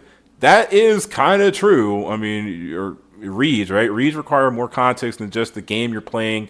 In a slower game like Street Fighter, reads are more common and are rewarded more. I think the point you're making is that the reads are generally useless in a game where you can 6P most things, which isn't false, but the reward is minimal now for most of the cast without using resource. Is that good or bad? Is that bad or good? I don't really have an opinion either way. I'm almost positive 6P has been changed in some way almost every patch since the game's released. Yeah, it used to suck dick. It used to be terrible, and the only character who had a decent 6P was actually Giovanna. So they kind of like streamlined 6P to be in line with Giovanna's 6P, so you could actually Because when this game had dog shit FD and dog shit 6P and no deflect shield, one of the biggest problems with the game, and it's because it still had the snowballing issue that people have been complaining about for 5 straight years until the 2.0 patch. What would happen is that you would get in the corner, get graped, and it would be over. It would be a fucking, like, it's like you might as well just play Under Night if you're going to play a game where you just lose in the corner and then just get busted to the wall and then have to do a 50-50 because your DP isn't fully invincible. The problem is that the game was way more aggressive when you didn't have the option to tell your opponent to fuck off with a strong defensive option like 6P. So you want the game to be more aggressive and stupider, because I played that version of the game. That shit was mentally ill, and I don't want to go back. I don't want to go back to that. I don't know you, but from this video alone, I know you don't like games where it feels like things are hyper rigid, cookie cutter, and that's okay. I mean, I don't know. You probably wouldn't be playing any modern fighting game or just fighting games, period, if you actually thought that. There are other games out there I'm sure you do enjoy, and I'm certain whatever game you land on isn't perfect, because nothing is. I know your title was clickbait, but I'm curious what you think is a good fighting game regardless of the release date. It's the opposite. Things are guesses when you have full context, and reads where you do not have as much context. That actually makes no sense. If you have full context of what's going to happen, then you can make an educated guess, or aka a read. It's a guess if you don't have any idea what the fuck is going to happen, and you just do whatever. The title isn't clickbait. I truly think Guilty Gear Strive is an objectively bad game. My favorite fighting game is KOF 13. I actually have a full tier list on my website. Okay, well, I mean, KOF 13 isn't KOF 15, but I mean, I don't know. I mean, I'm not going to tell you that KOF 13 is a bad game. All I know is that if you're trying to convince me that Guilty Gear Strive is an objectively bad game, you did an objectively bad job of convincing me otherwise. I mean, I'm just being dead ass. Sorry, bro. Saying that Guilty Gear has always been about pressing buttons just exposes how little you know about fighting game genre. Look, I mean, dead ass. That's kind of my point. Yeah, moving is how we categorize fighting games. Well, I mean, it kind of is, bruh. Bruh. All right, I'm just gonna skip the rest of this shit and oh wait, there's something about ABBA here. There's some information on Strive ABBA that's wrong here. There's no gap between the hits of Strive Danzai. The reason it doesn't act like a true block screen is because both hits cause guard crush. The same goes for Door Super, which is 3 hits. Also, plus our ABBA isn't considered a bad character anymore. When she's in Morha, you're not really going to be able to time her out by blocking her. Her normal stagger pressure, meter economy, and guard break cranking are ridiculous, and she can one-touch a lot of the cast in the corner when she does get a hit. Even on block, she'll be able to go into GM and stay on the opponent with faster options that you're not able to react to, and even... Okay, I mean, this is good information, but, like, this is only useful to nerds that actually know what he's talking about. I'm just going to speed through it, but you do make a good point. You do make a good point. ABBA profile, by the way, ABBA player.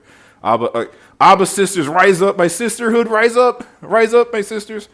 If you can be hit after the opponent guards one hit before the second hit, then there's a gap between the hits by definition, blah, blah. I don't know. I don't play either of these games anymore. I literally uninstall Strive the day the patch, blah, blah, blah, blah, blah. You don't like the game. That's what it is. You don't like the game. You just don't like the game. I'm just going to summarize that. Why I think Strive is bad. Ramble, ABBA player. Yup. Facts. Facts. Oh, OAV. Neutral skipping, RPS. Not reading that, and then of course my comment. But here's what I wanted to get to, because here's the thing that I want to talk to you. He's talking about, is this rage bait? I have to agree with him. I mean, look, if this was just rage bait, then you got me, bro. I allowed myself to get got, because I was thinking about not making a response to this, but I generally thought maybe this guy's just rage baiting me, bro. But you know, you can read some of these comments if you like, just scrolling through it. You know, I'm talking about this and that, and, you know, the forward air dash. I talk about how the air dash works differently in Strive and how I consider it to be a buff, because I do, because it actually is really, really ridiculous in Strive how the air dash actually works. But I'm not gonna talk. Why would I talk about it twice? I already talked about the same thing multiple times in a row because Spurg can't put my words together, right? So I'm just going to summarize that later on. I mean, look, the thing that took me for a ride, right? When this man said, "Okay, now I know you're trolling," I literally gave you this super detailed response to the stuff that you are saying, and your response is to be like, "Oh, I know you're trolling now because you disagree with me and I'm trolling." It's like, how is this trolling? I literally broke it down on how it works to support my stance. I'm trying to engage with you without saying skill issue, And I said, like, if you want to say that I'm trolling, we can run a set, because I feel if you're going to say that to me, you can, because I need proof that you know what you're talking about. And from what I can tell, from what I can see, from watching you play as Ariel, you don't know shit, right? That's what I'm seeing. That's what I'm seeing. You're trolling because you're saying that an objectively worse air dash is better than the previous version. There's not a single number in the game's code related to the air dash that makes it better than the previous version in any situation. That is such dog shit. Bro, that's not true. That's just not true, bro. Do you get to air dash over a whiff and just fall on a nigga ass first and just beast them for free and exert and double it? No, because when you do an air dash, you go over them and you can't hit them because you don't fall until the air dash ends, bro. Oh my God. So like, I can sit up here and I can yap about that, or I can just show you what I'm talking about, because all the shit I'm talking about in this comment thread makes way more sense when you just see it visually, right? We just see what I'm talking about. He's really trying to insist that the air dash is bad, and I wanted to show how the air dash is bad, or how the air dash isn't bad. Or I guess it is bad. If you really, really like the old air dash, this probably isn't going to convince you, because I'm just going to show you why the air dash is different.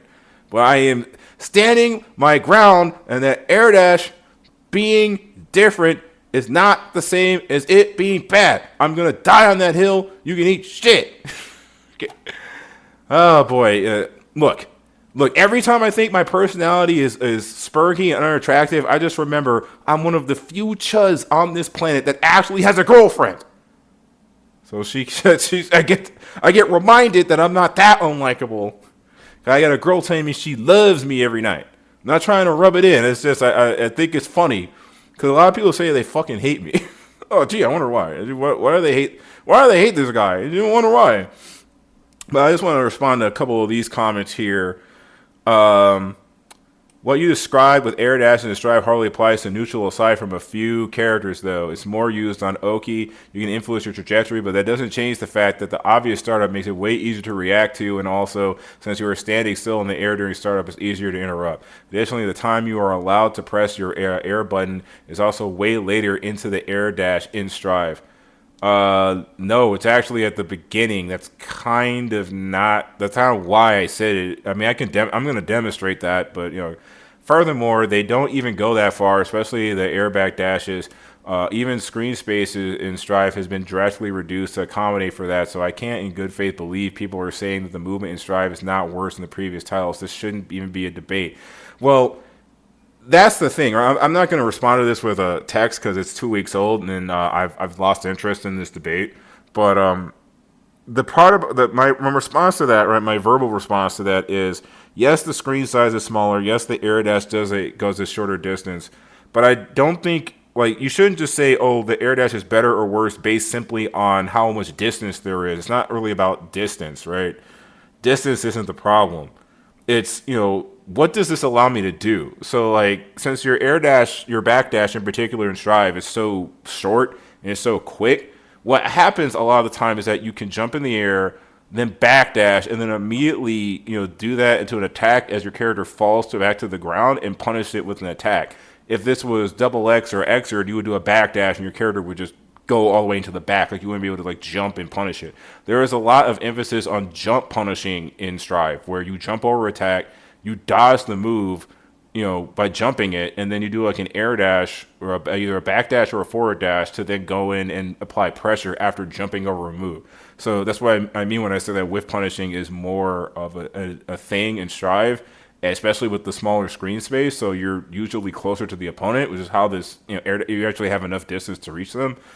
You're not really expected to have this enormous amount of space where you just kind of glide across the room And, like the old air dash is more about repositioning yourself, while the new air dash is more about like punishing something, right? Like you jump in the air, I mean, yeah, you can reposition yourself with it, right? But you're not really doing it for the horizontal movement in and of itself, but rather the speed of which you get off the ground and land back onto the ground is why you're doing it. Because you spend so little time in the air after doing an air dash if you actually do this technique correctly, or you can choose to elongate the amount of time you're in the air to throw off your opponent's reactions.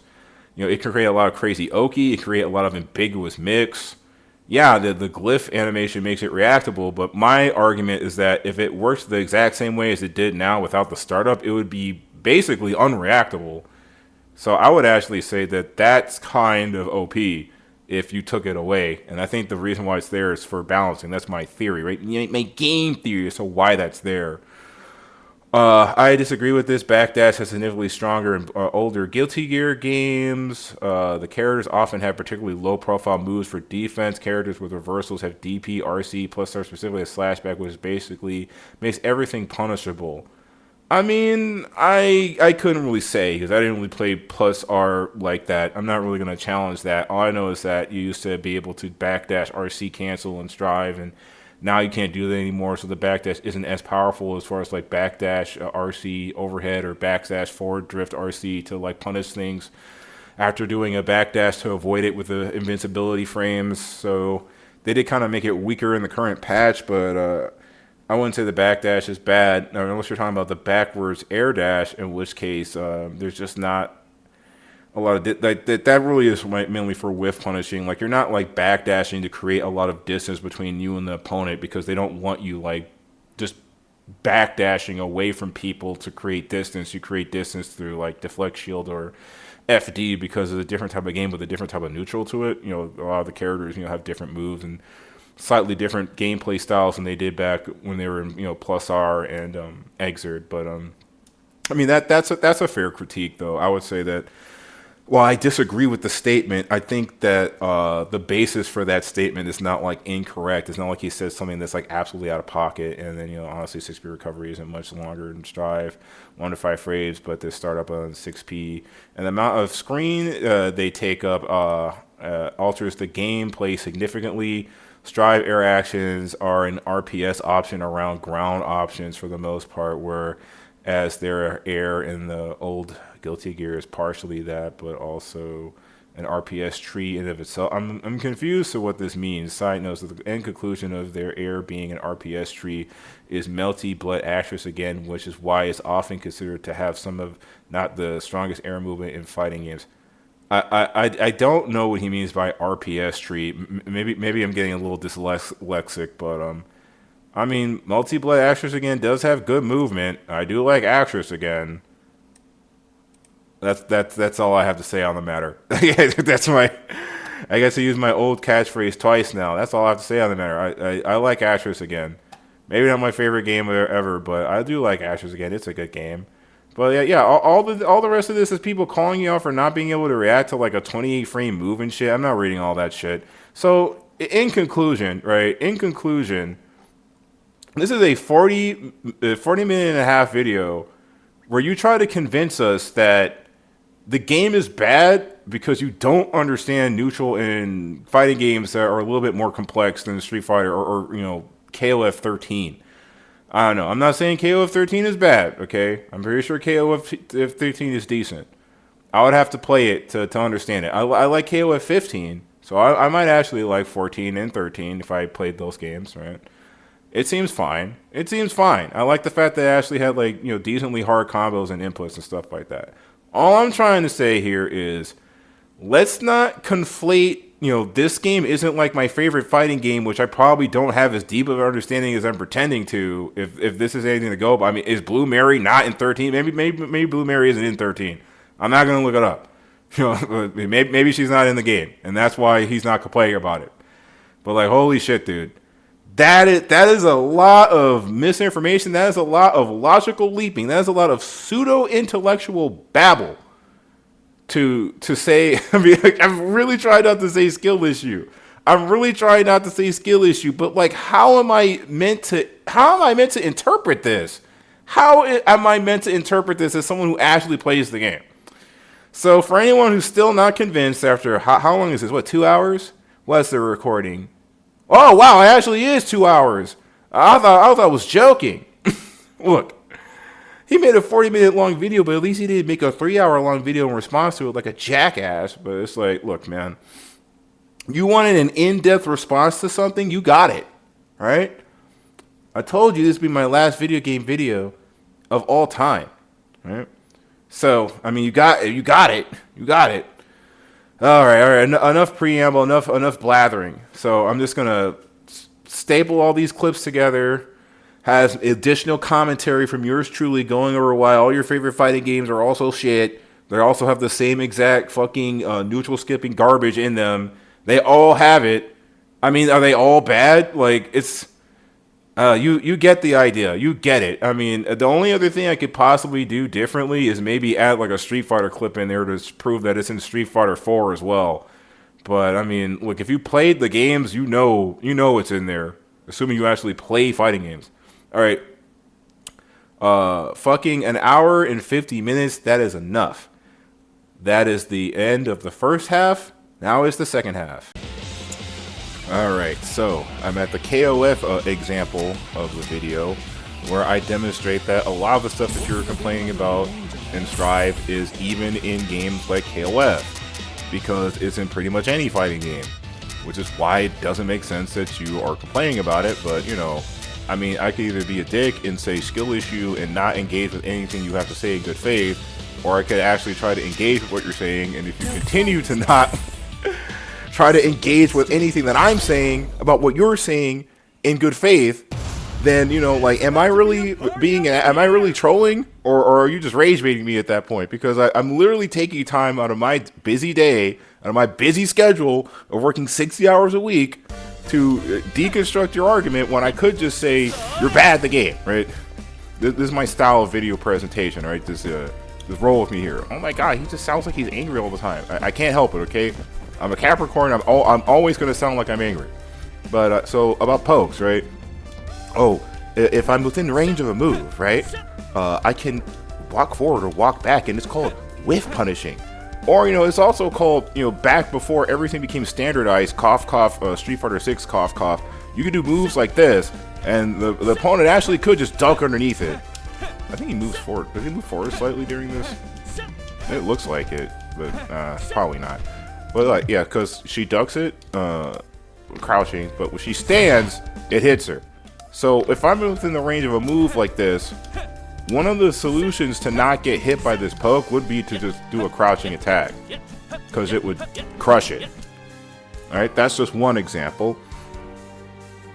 Another example is, if a game has an armored move, you could just armor it when it happens.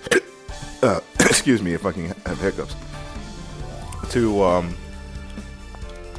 beat it, right? Let's see, that happens, right? Oh no! Oh no! I mean, she did move A, and I reacted with move B. I did a fireball. I do a fireball from my full screen. She reacts from. Oh, I have to actually re-record it. She's not doing it fast enough. I got my controls confused. Okay, I don't fucking play KO. I only have like 10 or so hours in fucking KOF 15. I'm relatively new to taking SNK's game seriously. Oh no! It's like Stroke the Big Tree. She crushed my mid. I have to block something. You know, I'm plus, so I can still like do stuff afterwards. It's not like plus R when she does a move like that, and it's actually not my turn anymore altogether. Wowie zowie, right?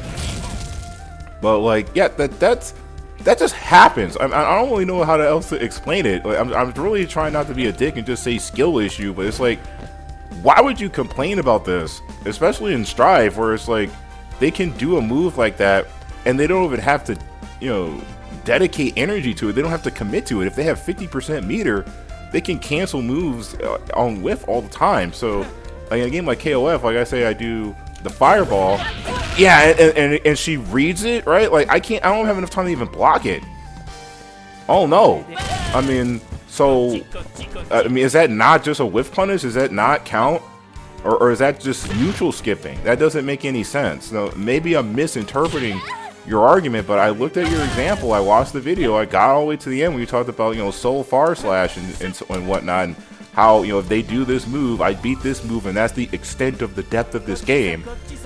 I don't know. I mean, usually there's other things you can do in a game, like multiple fighting games. Like, you could just, if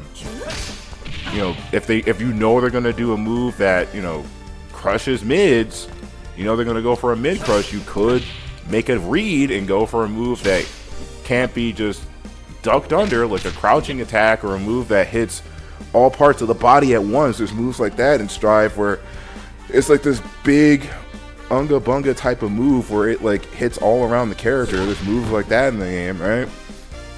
We also have to keep in mind that games like KOF, you can't even block in the air. It's not like City of the Wolves when you can instant block to make jump in safe.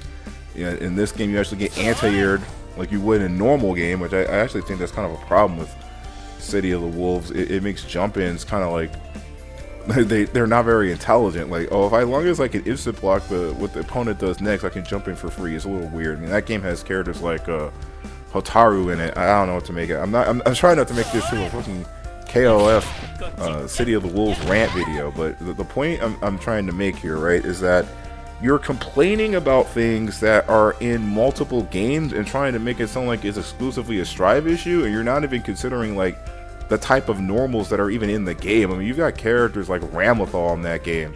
Yeah, yeah, KOF doesn't have like 6P, but it still has this, armored attack. And how does this one work? I actually don't even know how the green one works. Wow, it has even more armor than this one.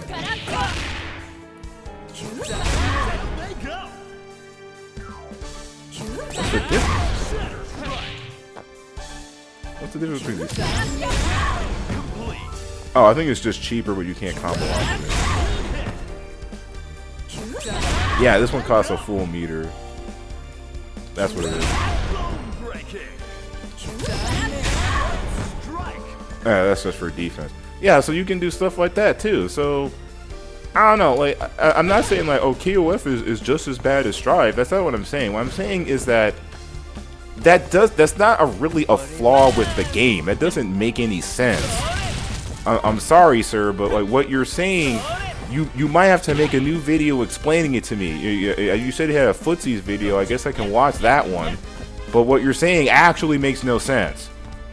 You could always duck moves in pretty much any game that allows you to duck moves instead of just making everything hit you ducking like Street Fighter 6. You can always crush moves that are problematic, or use duck moves and stuff to go underneath things. I mean, I don't understand what the complaint is. I genuinely don't understand what your complaint even is. Alright, so apparently I lied about not playing Street Fighter. I figured, since I downloaded the game, just play the game with randos anyway. I might as well, you know what, screw it, I'll just do a Street Fighter example. Just to make sure that the point is clear. Where is Rose on this character select screen? Maybe knowing which characters are on screen would help my case. Okay, there we go. Let's just do the basic costume, make it a little bit easier to demonstrate what I'm talking about. It won't matter what the color. Yeah, the other combo won't matter. All right, so what am I getting at? Right? Why am I bringing up Street Fighter? Because the point that I'm trying to make here is that moves that crush, it even exists in like Street Fighter, right? Like, let's say you do a Soul Spark. Now, let's go ahead and have. Maybe I should have recorded this before I started doing the recording. Okay, like, here we go. Oh, where's that? There's a slide. Okay. It was a command normal. Just give me a second. Alright, you see that? So we have it play back. Wow, he just dodged it. But my distance. But you want to know something else? Alright, I'm playing Rose, right? Check this out. Whoa! It just, but my range though. Look at all that stupid invincibility. It's that stupid invincibility on her. Wow, even the close medium kick has that too. The close medium kick and the far medium kick have all this stupid invincibility on it. Now, I get that part of the argument he's making has to do. See, even the heavy kick has it too. The heavy kick has it too. All right, and then of course you have reflector, that she can reflect projectiles and all this other kind of stuff. All right, buddy, we get. Oh wait, there's one more thing I want to show off. Okay, it might be okay. So check this out, right? He's doing the slide. Wow! It dodges mids. It dodges the focus attack, right? So my point is that moves like that exist in any game. So like when he says that, oh, stroke the big tree is bad because it like goes underneath mids and, you know, like my range just doesn't matter. Like all these moves have like invincibility. Like that can be said about any game though. There's multiple characters in Street Fighter games and Street Fighter Lite games like KOF that have these types of moves. So I'm not understanding why it's bad for Strive to have this when every other game has this, you know? Like that doesn't really make a lot of sense. And I just want to show one more example with Ryu and Dalsim. Now Dalsim doesn't actually, I think I edit this in there like because this is like one of the last things I'm adding to the video before I finally publish it. But I did test to see if he could go underneath the Hadokens with his crouching medium punch. It doesn't actually like beat it. Like his arms will go past it, but he'll rise up too quickly and then he'll still get hit by the fireball. So that kinda doesn't work. He has like heavy, light, and EX. Alright.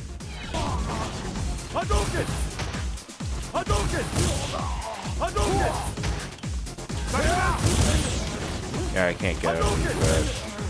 I keep forgetting that that's the back. So I think I've made my point, right?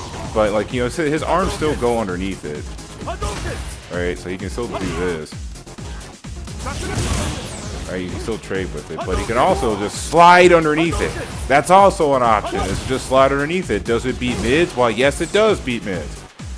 Cause it's a move where his hitbox just completely, you know, limbos, right? That's what it is. So, you know, you do like, you know, crouching, a standing medium kick with Ryu, for example, right? Hold on. That just misses too. Yeah, because he can get him from that distance, right? Yeah, from this distance he can hit him.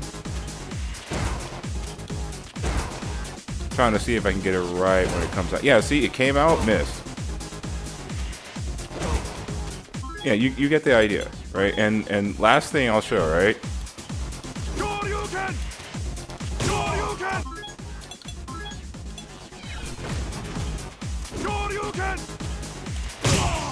Whoa, but my range though, right? My range, it didn't matter because I had a hurt box inside of it. Now, I obviously, look, I'm not saying that this, you know, mock leaking guy or whatever doesn't understand these kind of concepts.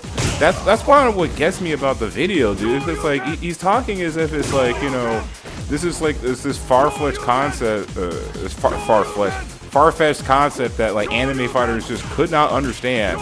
That the game just doesn't have, like, you know, Strive is just RPS, and it's just like a lot of this stuff would happen in Street Fighter 4, you know, like imagine if I was Bridget, right? Let's say I'm playing Bridget, I stick out my arm, you know, Soul does a volcanic viper, this exact same interaction would happen, right?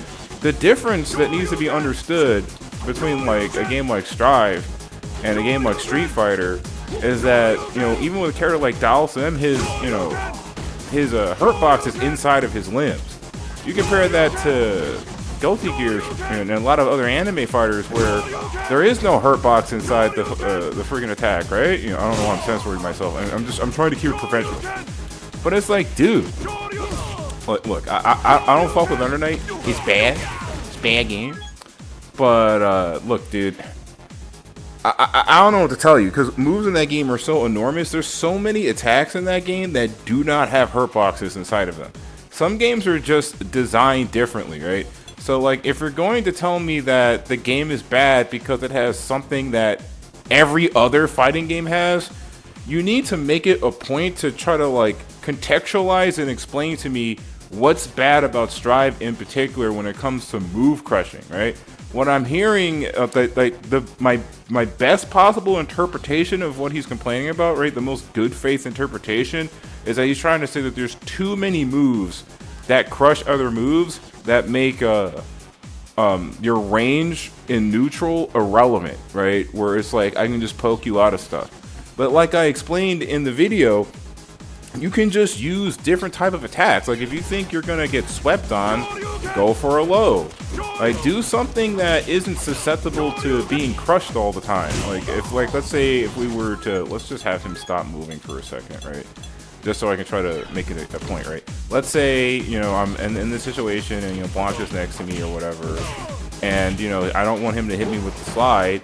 I can always, you know, do a low poke or something to try and check him with that. He can't sweep that. So if I'm within range of attack, right, and I do a move that can't just be beaten by a crouching slide or a focus attack or some other kind of mechanic, then the opponent has to respect the range of which I'm in that attack. Because what usually happens in these types of games, right, is that farther reaching moves are more susceptible to being crushed, right, as opposed to things that are in the opponent's face. That's kind of like a generalization. That's not always the case, but I'm just saying that the logic behind it is, in Strive rather, is if I'm within range of attack and I can do a move that beats lows, like, you know, like mid-crushing moves, or, you know, like dashes and sweeps and stuff, you know, like Jacko sweep, stun dipper, whatever the hell Unica slide is supposed to be. That move is ridiculous. You know, that's kind of within the range where you would get hit by this, right? But if you're at a farther distance where you, like, the only things that you could really use to reach the opponent are mids, that's a distance in which you are weak to moves that can crush mids. So you have to keep in mind the range you are within between you and your opponent, and what options you can do. The closer you are to the opponent, the less important it is that they have a move that can crush you, because you can just do something that hits mid and it will hit them, and they don't have enough time to just dodge it. They don't have enough space to just dodge it. As opposed to when you're farther distant, I probably would have been better if I actually had Strive on instead of Street Fighter to make this point. But I mean, I guess Street Fighter, you know, is the granddaddy of fighting games, so it is kind of a good talking point, right? That, you know, like, if I'm playing Dal Sim, right, I do this move, and, you know, I can get swept on by Blanca, but if I'm trying to check for sweep, check it with this. You know, this is why he has it, is to check for moves that go underneath stuff. This is why he has the slide to, like, dodge stuff or whatever, and he has this for his anti-air. You know, like, if the character is, you know, crouches, right, like just this move alone, right? Just this move alone is another example, just like I showed with KOF. Some moves, they just miss on crouching opponents. Yeah, so it's did his hitbox change or whatever? Or did his hitbox move slightly? I think I was just barely grazed him. It just looked like that should have dodged. He looked like that should have dodged him. But yeah, you know, so, like, you know, you have to crouch underneath stuff. You know, that's still in Strive, you know, like jabs that, you know, don't hit you standing, because it's one of the few games where you just don't get hit standing, right? Or, you know, you don't always get hit by crouching. You know, he has a standing jab that hits you ducking. You know, like, you can't crush this, right? Because it hits you ducking. So that's just kind of crazy. I know I'm kind of like dragging it out. I need to finish my point, you know, because I more or less made the point. So I need to, you know, stop yapping, as the kids say, and just get on with it.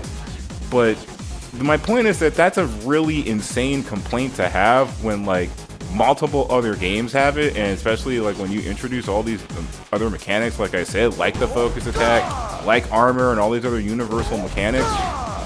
Like, at that point, Yeah, there's plenty of instances in other games where your range just isn't that important. So why is it bad that Strive does it, right?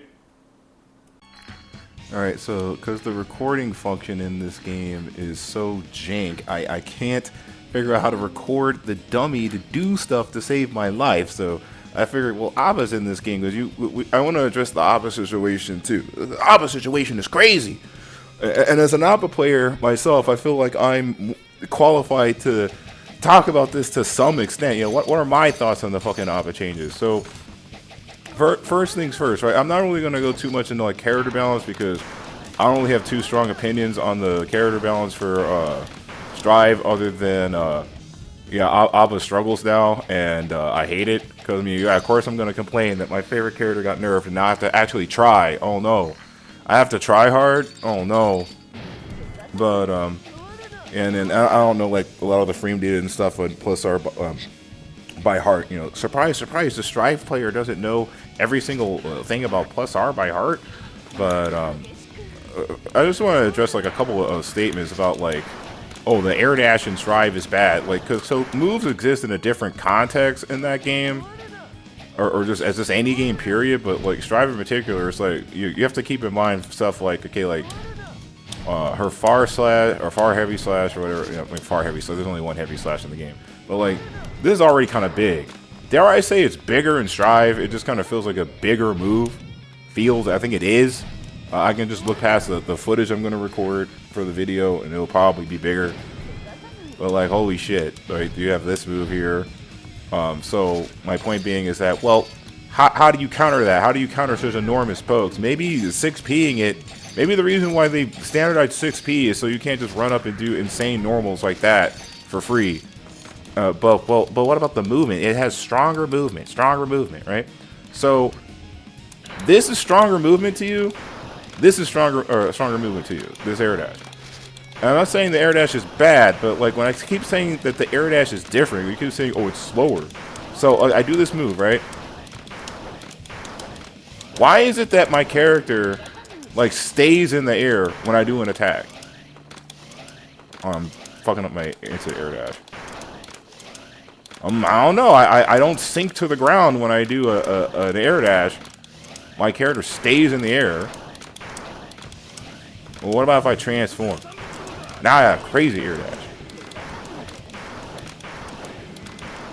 And this is fine for what it is, right? Because like, you know, this game has like more aerial-based movement and stuff than Strive. Like the screen size is bigger.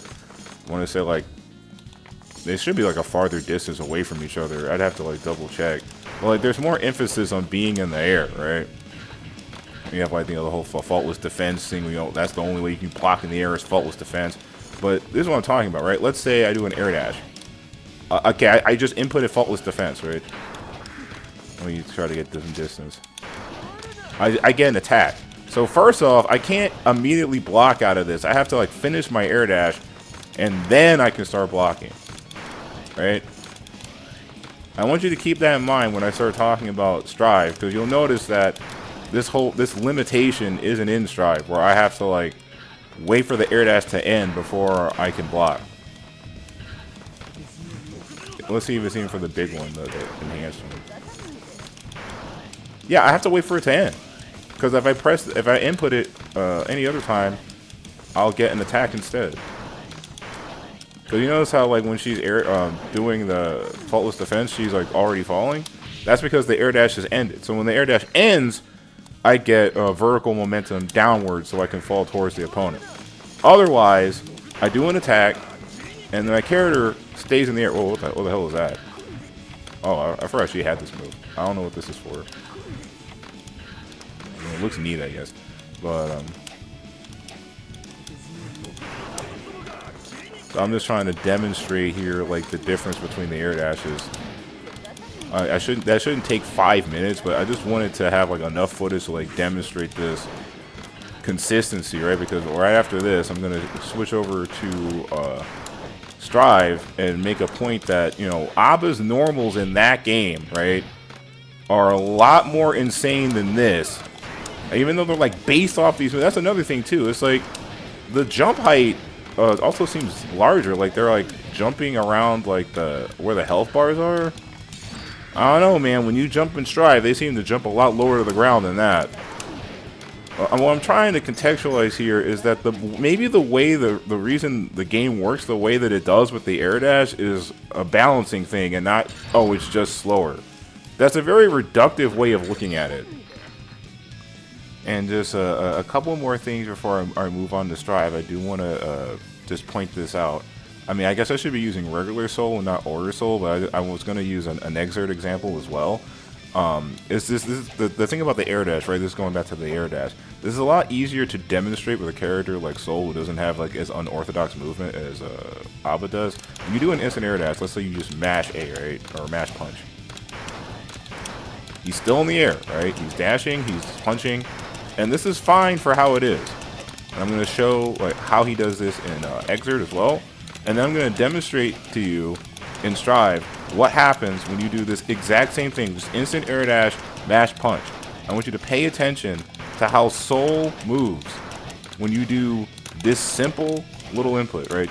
If I was actually good at air, maybe I need a dash button. Maybe the Strive player needs his dash button, right? The fucking filthy Strive player, the filthy, disgusting, casual Strive player needs a fucking dash button so he could get his instant air dashes consistently. But yeah, so that's the Soul example. Now let's move on to exert and use the exert example.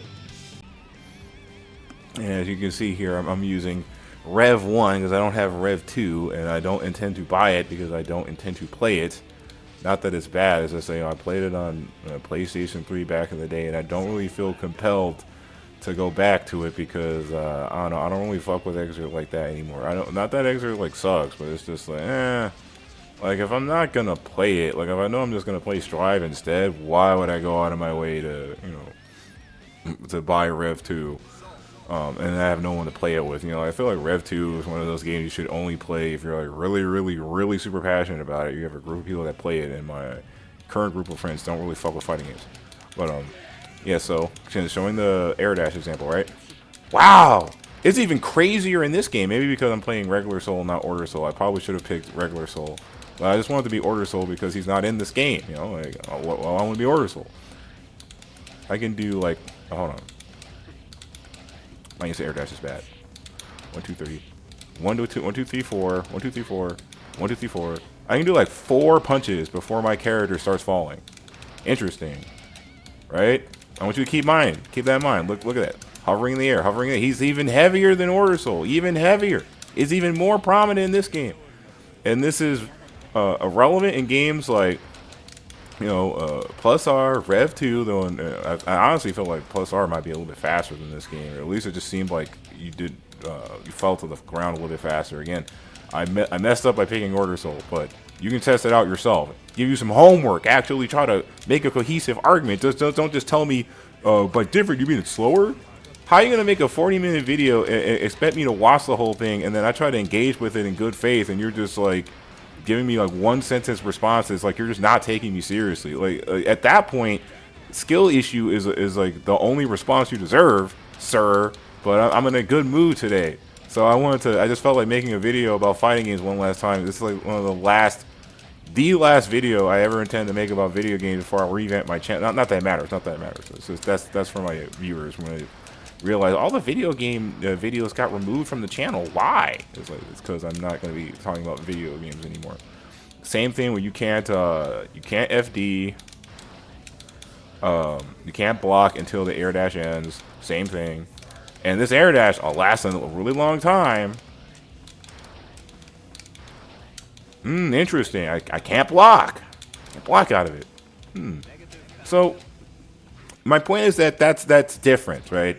And this is how it works in Guilty Gear Exert, Guilty Gear Rev 2, Blaze Blue, and a lot of other similar games where the air dash, you know, is, like I said in my comment, a static air dash. You can't really influence how you move out of this outside of like a special move, and the special move does not carry your momentum, from what I can tell. Let me see. Is there any move that he can do where it's like, because Bandit Revolver, right? So let's say if I do, I don't know. I mean, it seemed like he went the same distance to me, like just that distance combined with the air dash. Again, that's not saying that that's bad. You know, bad isn't the word being used here, right? It's different. It's different how this game plays from Strive. There's more emphasis of being in the air. Can't block in the air without FD. Gatling revolvers. You know, different gameplay philosophy. You know, different game. You know, dizzy. They get dizzied in this game. They have all this other stuff in the game.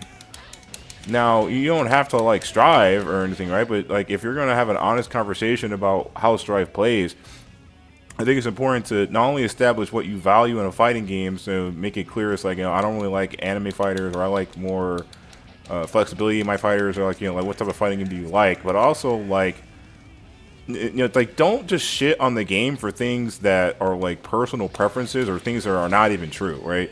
Because I try to tell people when I have these conversations with nerds online who get mad whenever I have an opinion that they don't like, you know, saying that Under Night is a bad game, which, you know, I stand by that. I'm not backing down on that, right? But, you know, generally speaking, you know, oh, you assert your opinions like they're facts. I'm trying not to go too much of a tangent here. I'm just trying to explain, like, my position, right? Like, why I even bother to make the video in the first place.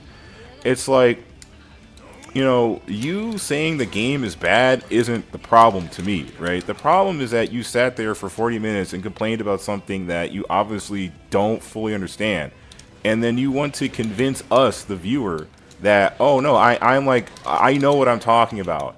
And it's like, okay, maybe when it's like KOF or something, I'm just doing this combo for the fun of it, because you know, I reinstalled the game just to do this, so. But it's like you're talking as if you know what you're talking about when it comes to Strive, when it's obvious that you don't understand Strive the same way you understand other games. And, you know, it would probably be in your best interest to just admit that than to pretend to know more about the game than you do, right?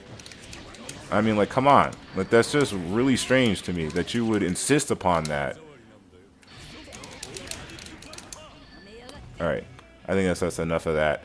I already demonstrated the air dash, so last thing, since recording button actually makes sense in this game, unlike fucking plus R, because that's a really weird port.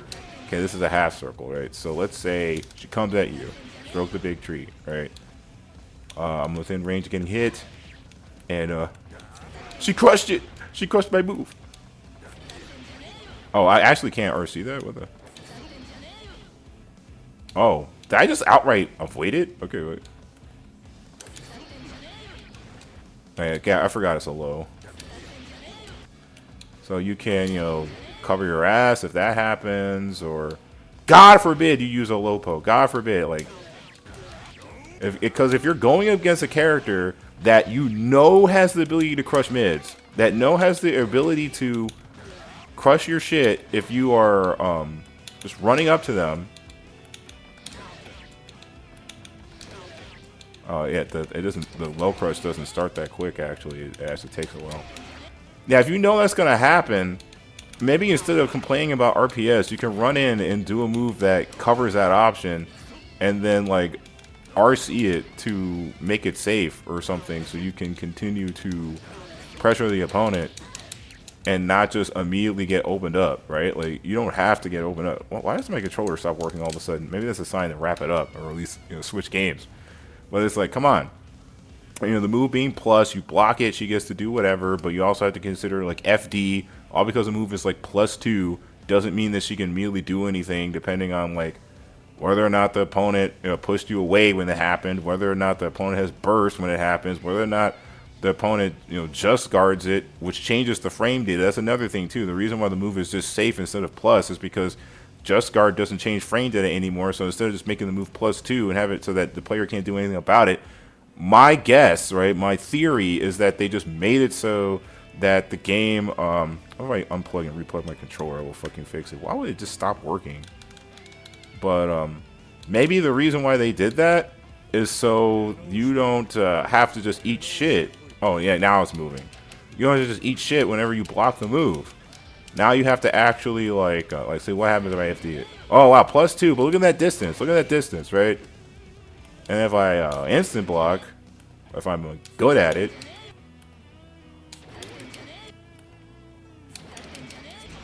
okay, well, if this was Strive, I could have just grabbed it. But, like, you get the idea, right? You know, like, you can block it, you can grab her when she comes up to you. Can you, or... Oh, I mean, in Strive you can. I know that. I mean, I don't think it crushes throws. I'll test that out when I switch back to Strive. But yeah, it's not as simple as just, oh, I run up to her and she just beats all my mids. So like if they do X, I do Y and stuff. Because like you can just also like that one commenter said, you can one of the solutions to your problem is being in the air. If you think she's gonna do a move like that, jump over it. Like, don't just spam mids. Like, what are you, a RAM player? I mean, I guess that's not surprising coming from an ABBA player, but like, you know, I can't just spam mids. It's something you'd think a RAM player would complain about. Like, holy shit. Oh, that's another a good example. I'll use her as one more example about the air dash thing. Imagine you make a 30-minute video trying to defend air dashes in a fighting game. Oh god, I hate being a nerd. This is going to be my last nerd video. I hope you guys enjoy it, because we're going to be switching over to a lifestyle channel. This is going to be a lifestyle video, or a lifestyle channel when I get done with this fucking video. I'm not going to make any more of these fucking nerd videos. Where is Ramlethal? I'm blind. Oh, the black guy not being able to read, so phenomenal. Like I didn't expect that. All right, okay. There's Ram. Let's do a music change for this. How about black, blah blah blah? That's fine. And it doesn't matter who the other character is, I guess. I'll do Jam because Jam was the new character that I introduced in Strive, and I just want to play this version of the character one last time to compare them. I'm not gonna waste time doing that though in the video. I'm just gonna demonstrate, because Ramlethal, I want to say she still has this move in Strive, right? Yeah, this move. I want you to pay attention. Notice how she does that, and she is still in the air when it comes out. You may be wondering, why is that relevant? Because when you say that, oh, by different, you mean it's slower? No, I mean that this move has a completely different property in Strive than it does in Exert. So to say that, oh, Exert is way better, like, oh, the movement is bad, it's bad movement. Like, no, you're not considering how the moves even work, and you don't want to admit that. You don't want to admit that you're not, like, perfectly not paying. Are you rage baiting? Are you rage baiting, sir? Those guys might have a point. You might be rage baiting, because like that's literally not how the move works. I forgot how to play Ram in this game. Of course, you don't know how to play the real Ramlethal, but you'll play the scrubby version in fucking Strive. But yeah, that's more or less it. I guess I'll just press buttons with Jam real quick. Oh yeah, look at that. This move here, not in Strive. This move here, not in Strive. I mean, there's a similar move to it. The reason why I want to talk about Jam for a little bit is because the Strivified version of Jam, when they strived up Jam, I want you to understand that these characters don't really have, like, they have moves that are similar to what they had in previous games, but they're a lot more streamlined, for lack of better words, in Strive than they are in this game. Like, this is me trying to get an instant a cross up with Jam. This is me trying to cross up with Jam, right? Jumping heavy. Keep that in mind. Keep that in mind. Jumping heavy. She whiff. I'm going so far. I'm not falling. I'm still in the air. Okay, that was pretty close to the ground. I'm trying to get my cross up.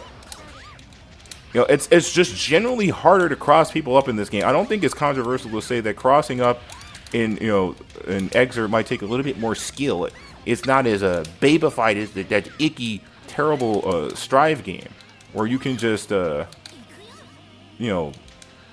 cross up people for free, because I'm going to demonstrate how cross-ups in Strive are actually insane. So if you were to buff, let's say you buff the air dash and get rid of the air dash start, the icky air dash starter, because it's so bad, there's going to be consequences to this.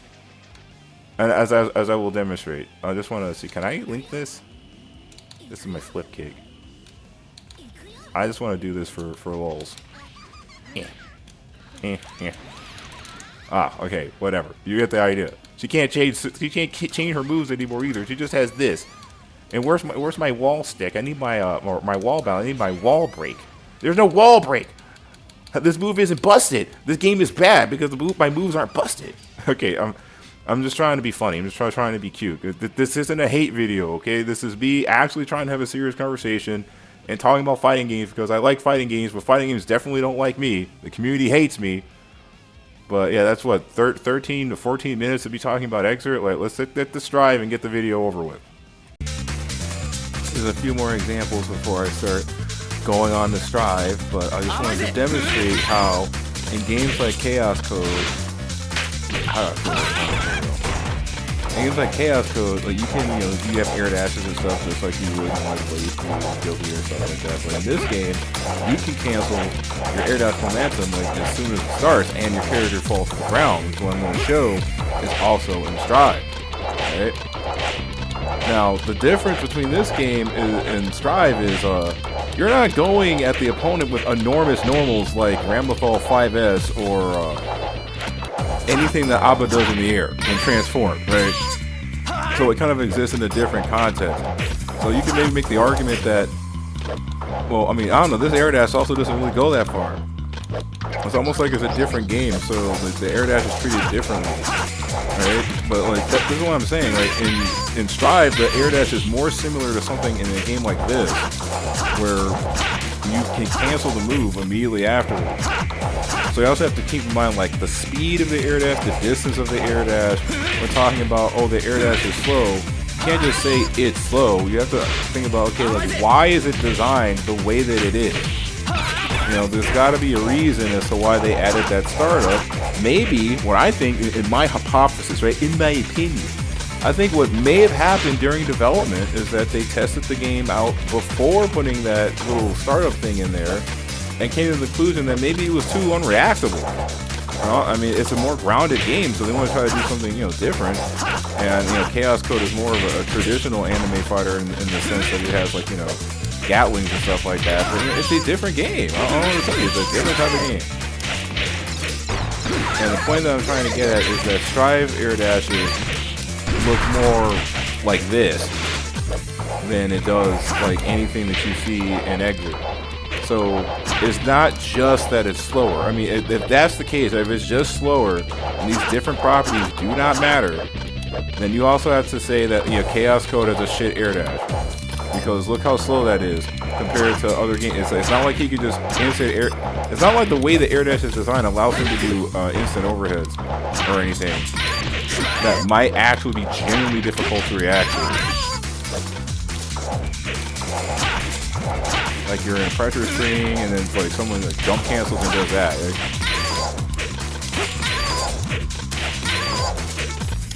Right? If I was good at it, I would do it.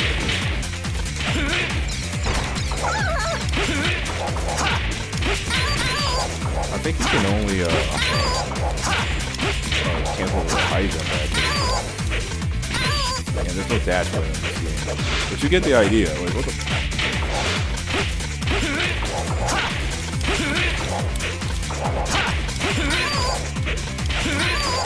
Yeah, that might actually be generally difficult to avoid.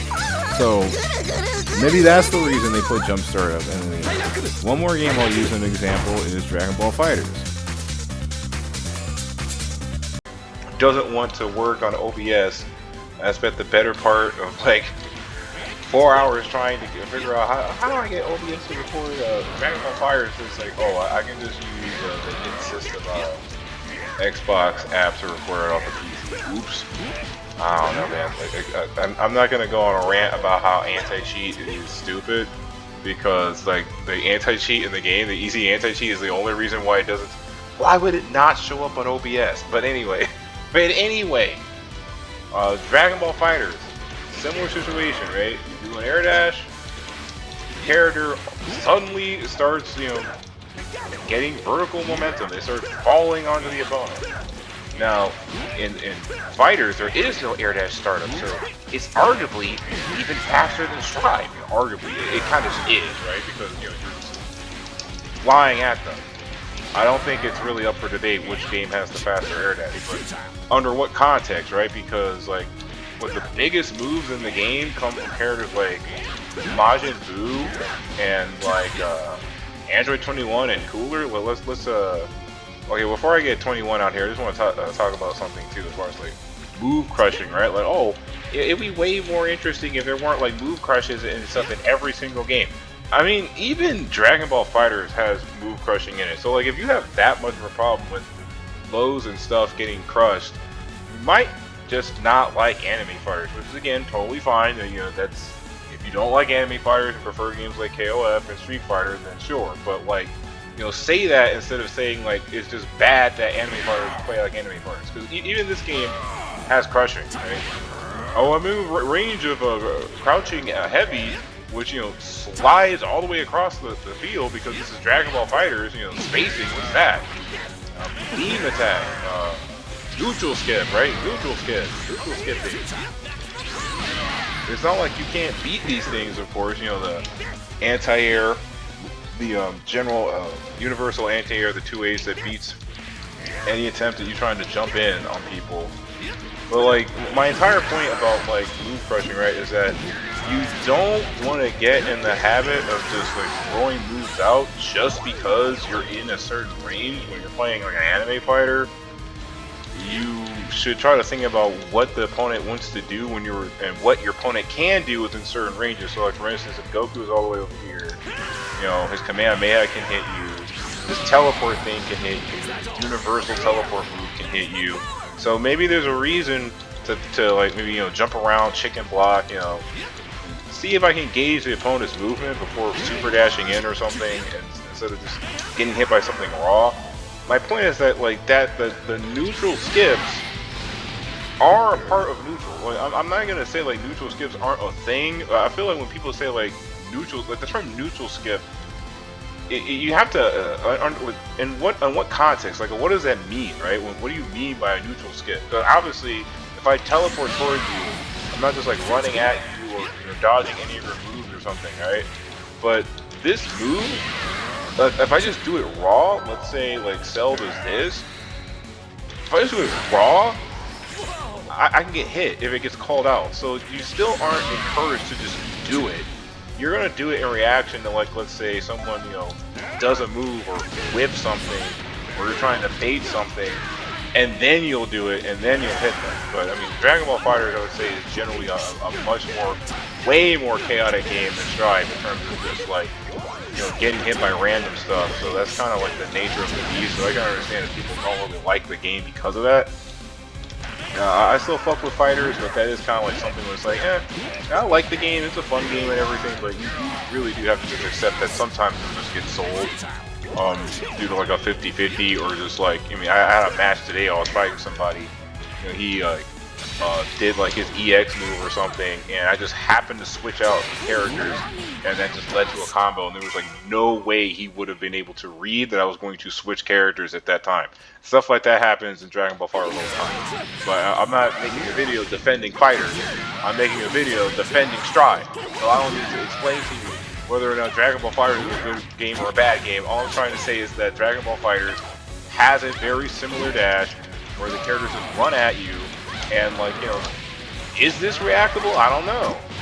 I know that the game doesn't let you cancel moves on block unless you have the Z factor, whatever they call the sparking. That's what it's called. Where is the training jumping settings? Where is it? Block. I haven't played this in a long time, so you have to excuse me if I'm a little, with, okay, here we go. Yeah, so I can't, like, you know, cancel it, but if I do this,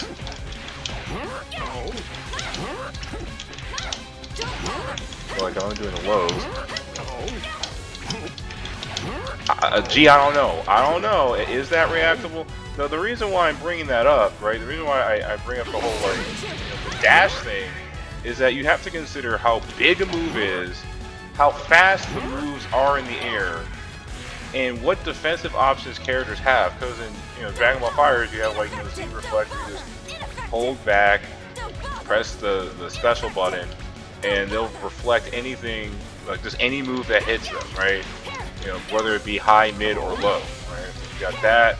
There's no FD or anything, so if someone's on top of you, you kind of just have to like hold it. They use their assist to extend their block pressure. But if you're doing that, you can do a guard cancel. Like, is there a way to set them to do guard cancel? Counterattack. I'll just set it manually. Fuck it, it's easier that way.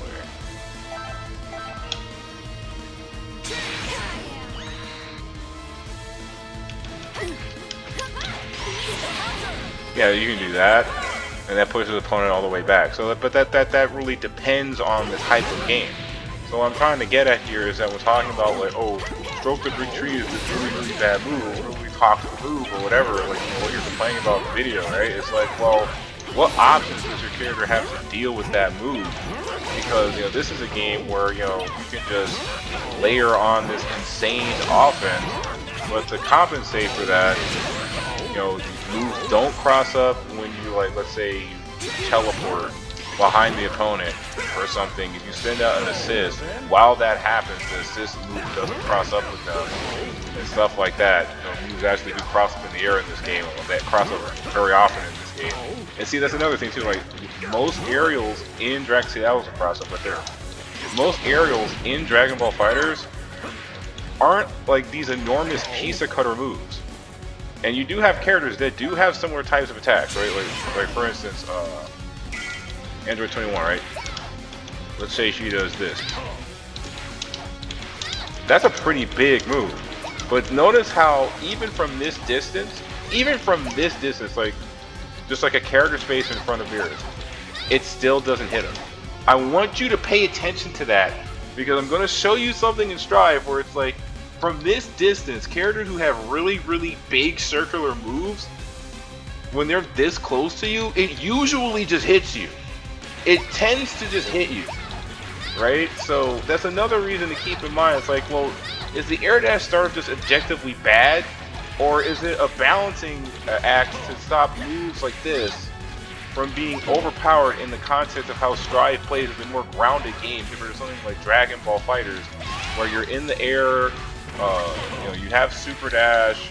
The game is a lot more crazy, and a move like that might make a little bit more sense in a game where you can just summon an assist to like hit while you're like blocking or something like that. It's trying something different. It's a different type of game, so maybe that's why the game plays like that. This isn't me saying like good or bad, right? I'm just saying it's like it's very reductive to be like, oh, it's slow. And that's why it's bad, because the air dash in Strive is slow, and I'm not paying attention to how it functions mechanically different from other air dashes in other games. There's also another insane poke, but this poke is pretty big relative to fighters. But you'll notice in Strive, a lot of characters have moves like this. Izzy has a move like this. Ramlethal has a move like this. Like it's really just cooler in Android 21 and like Majin Buu and Kid Buu that have like these really big normals. Most characters have relatively okay range. It was why a lot of them they move forward when they hit you. That's another thing. A lot of characters do move forward. But now I'm talking about Dragon Ball FighterZ. Who cares, right? But yeah, move crushing. Here's another thing. Oh, a projectile. What if I'm full screen? What if I'm full screen against Beerus? What if I'm full screen against Beerus and this happens, right? Like, what if I'm this distance from Beerus and he just does that? This is a normal, by the way. Like, if you think Stroke the Big Tree is a bad move, you think that that's like a toxic move, Lord Beerus would like to have a word with you, because this is a normal. He can start canceling off of this. That's just a normal in this game. Well, I mean, that doesn't make Strive good, but yeah, my point though is that like, all because a move does that, like, how do I put this delicately? If you're gonna complain about moves like that in Strive, then like, you have to start complaining about Arceus in general, because Arceus loves playing that type of shit. It is incredibly common in Arceus games for there to be like dashing moves that like crouch under. I mean, I showed that there was moves like that in King of Fighters, so it really doesn't matter, right? The example is kind of pointless. One last thing I'll show is just how goofy the game could be, right? Strive this, strive that. Well, I mean, it could always be this. You could always be dealing with something like this, right? Where the character throws a whole bunch of shit at you, and you can't tell if they're going for a low or overhead. I mean, can you tell what that is? Let me try it one more time. Oh, okay, I did it wrong. Oh, I forgot they buffed Beerus' super. That's another thing I'll show off, the buff Vera super. So if Pebble is right in front of you, and she goes for this overhead, can you see that? Can you actually see that? And she can cancel into a low, and she can do like this into a low. Like that's crazy. That's crazy. I don't know. I mean, Strive could be worse, is what I'm saying, as far as like mix and neutral is concerned. It could be way worse. You could have characters fly at you from across the screen with moves that go underneath your projectile, or just ignore certain moves, like ignoring your ki blast, and then just hitting you. But like, it's compensated by the fact that most characters don't really have these enormous ass buttons. And I'm saying that in Strive, they tend to have way bigger buttons than this. So like, this is a really fast air dash. It does feel good to use. Well, I mean, like, is that the type of air dash that Strive needs? Or like, if you give characters in Strive a fighters like air dash, will that create problems? So you have to be able to like point that out. You can't just say it's slow, therefore it's bad. You have to explain it. That's what I'm saying in the comments. It's just like, you didn't give me a reason to believe that the air dash startup in Strive is a mistake, is what I'm trying to say. Right? You kind of just complained about it, but that doesn't mean that it's bad, and that taking it out isn't going to result in really stupid interactions where you do moves that are basically unreactable in the air because your character is super close to the ground and falls on top of the opponent with these enormous buttons that cross up from the back, which I'm about to show you when I get ready to switch over to Guilty Gear Strive. Alright, here we are, the moment of truth. The piece of resistance. Oh my god, Strive, right? Here we are.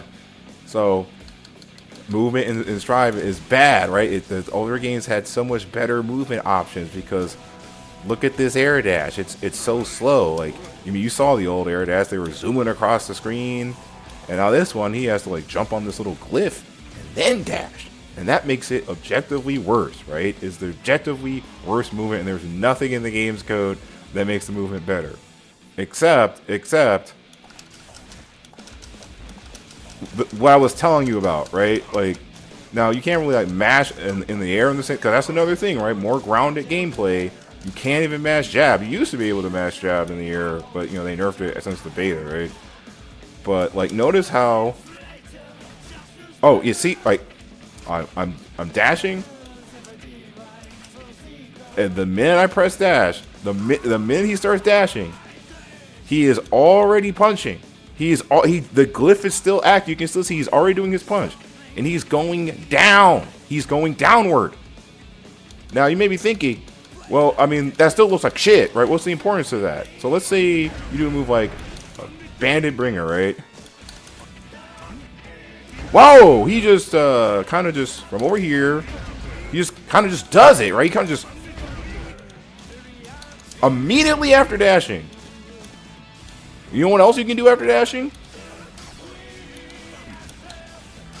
You can block. You can block after dashing. Trying to see, like, can I? So I'm trying to see if I can time it just right so you can see. Damn it! Come on. I think I'm just keep doing jab. Yeah, but you get the idea. Like, basically, when the player has the moment to press an attack button after an air dash, they're able to to block after. Not only that, but notice how like when he does an FD, he starts moving down afterwards. He kind of just, like I said, falls on top of them. I'm just gonna fall on her and just press buttons. It's combo time, because I just did a move. So imagine you run up, you do a move that whiffs, right? On an opponent that jumps. This might be a little weird because Ino has a different air dash than other characters. She actually zooms downward a little bit. Let's say she jumps and just does that, right? Here I come. Oh, okay. I first would do that. Or, okay, let's do a move where Ashley like gets crushed by a low or something. Try not to just hit her out of the air because she's zooming towards me at a downward angle, so she's kind of falling into the far slash. But you get the idea is that you can do moves that will just like if they crush it with a jump, they just jump in and do that. So let's see. It's probably easier to do it against right? Let's say does this, right?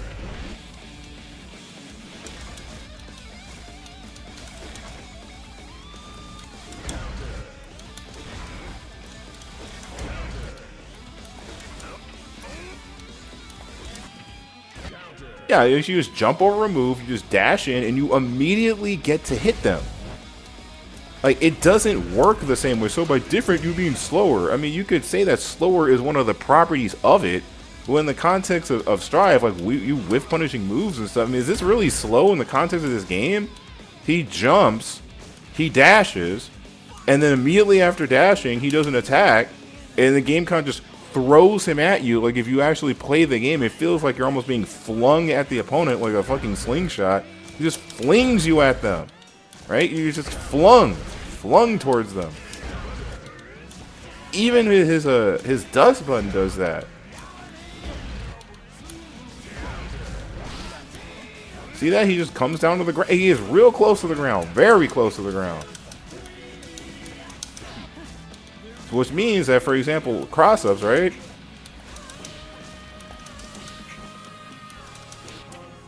Dude. So he can just dash, and so when he dashes, he can immediately start crossing me up with his ass, with the ass hitbox. Really? But it's just slower. It's just slower. It acts the exact same way as it does in Exert, but with startup, right? There's no other additional property to it. I know so much about a game that I obviously don't fuck with and obviously don't play and don't take seriously, which is perfectly fine. That's your opinion. I'm not saying you can't have a negative opinion on the game, but don't sit up here and say that I'm trolling, I'm teabagging, I'm trolling, because I happen to know more about the game than you do because I actually play the game. Like, it just sounds like you just don't like how it plays. Which is fine, right? But like, don't confuse not liking something with, oh, it's just slower, oh, it's just bad, because it's like, and I know it's ironic coming from me. People are going to listen to this and be like, oh man, this guy of all people wants to say that when we constantly tell him the same thing. I mean, I've said that multiple times, but people, don't listen. They just put words in my mouth and pretend like, oh, you present your opinions as facts. I'll say this, right? I like the fact that you said what you had to say in the video and you didn't say, in my opinion, over and over again like a pussy, because I can't stand that. I don't do it either, right? I don't say in my opinion. I stick to my guns. I believe what I believe. I stand for what I believe in, right?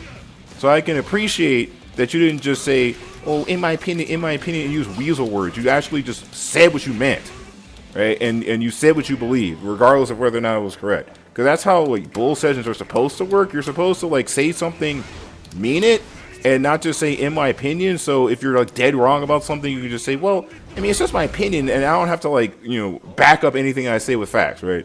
So at least you didn't, make the video and, talk like a coward for 40 minutes. I appreciate that. I unironically appreciate that. But when it comes to this air dash shit, buddy, you're incorrect. That's not how it works. Like, dude, like, this animation even finishing? Like, the animation isn't even finishing by the time he gets to the ground. Yeah, there's a little bit of a stall there. The animation didn't even finish when he did the air dash because he's falling to the ground. Okay, I know I'm spurring out about it now. I mean, you get the idea. That was what, 10 minutes? I'm just really trying to emphasize that because I want to use like other examples, right? I'm going to start talking about, right? So stroke the big tree. Oh no.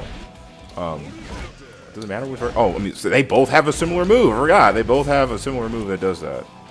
So if I'm Soul, I do far slash, even though you shouldn't be doing that. You should be doing this if you're trying to poke, right?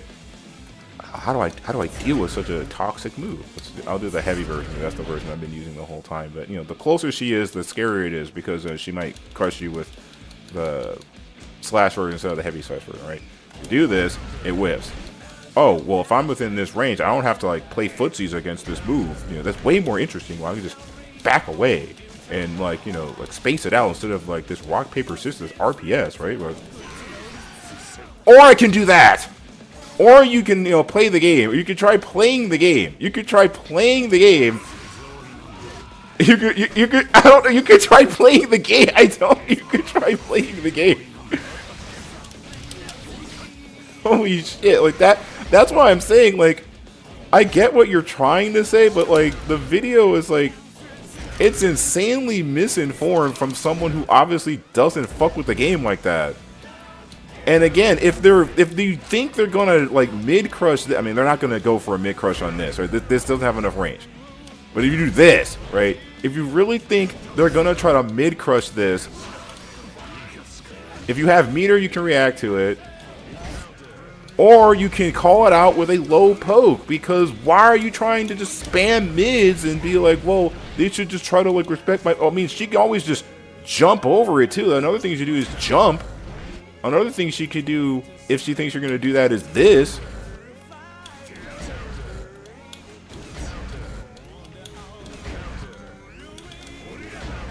Yeah, so there's more to, it's not just, this is what I'm talking about. It's really weird to describe that as RPS, right? Because, you know, you're calling out a move. I'm calling out your poke. Like, if you're going to do this, and I call it out with, you know, a move that crushes, like this, then there's still a couple of moves that crush. I mean, okay, these are pokes. These are pokes that you use from long range. If someone was in this range, if someone is close enough to hit you with this, because that's the trade-off, is that this crush move does not reach, but her move that hits mid does reach. So if I think it's disjointed actually. Yeah, that's actually a disjoint move. I mean, it makes sense because of the way it's animated. I just not that many moves disjoint in Strive, but I mean there are disjoints in the game. But so yeah, so if I'm at that range, you know, what if Soul does this? You know, you have to consider that. You're like when your character is in a certain range, different options become available to them. I mean, this is you already know this. You don't need this explained to you, right? So from this distance, he's not going to hit you with a poke. He might do Gunflame. He might try to poke you with a Gunflame. So if he's at a distance where his most viable option would be Gunflame, or maybe do a Bandit Bringer if he thinks you're going to like run in or do something, because that can also be used as a crush if you call it out. Like that, you know, like, oh, I think you're going to do a move, so I'm going to do an evasive action like this and jump in the air and then hit you. Then you kind of go accordingly. So that's footsies and anime fighters. I know, like, footsies and anime fighters are different than other games, right? So it's not going to work the exact same way as Street Fighter. That's why, like, why are you comparing it to Street Fighter? That doesn't make sense. That doesn't make sense. You're not considering that characters can block in the air. You're not considering how big some of these moves are. You're not considering that, you know, you can do a move like Stroke the Big Tree, and they can just throw you. Which apparently you can't even do that in Exer from what I tested, or you can't do it reliably. It's way easier to do it in this game because there's a throw button. Very easy to do. And keep in mind that this is the patch that they took away your ability to RC throw, which I'm going to miss that, you know, Kosoge aspect of the game, though. I guess it kind of makes sense because I did kind of get wrecked by someone who was like shimming me in the corner, like they, you know, threw me in the corner, walked in and out. I do a throw and then like, because like if you jump out, like let's say you call out the throw with a jump, they can just RC it and then start doing stuff. But I mean, I also thought that's what made the game like cool, is that you can like do a whole bunch of goofy stuff, and it was something that everybody could do. So it was balanced in the sense that everybody could do it. You know, everyone had wacky stuff. It's like you said, like, oh, if you're not gonna give people options to do this or that, either like take out the stupid neutral skips or make it so that everyone has like a stupid option to deal with stuff. But it's like that doesn't make any sense either. I mean, the game already does that. Like, I'm not understanding what you're saying. You're making it sound like you don't have options to deal with neutral skips, when I'm already showing you an example of something that, like, here's another thing you can do. Let's say you're within this distance and you think she's going to press a button. If you do this, you know, a forward drift RC, which you can't do in Exert, you can't do in Plus R. Look how slow that is now.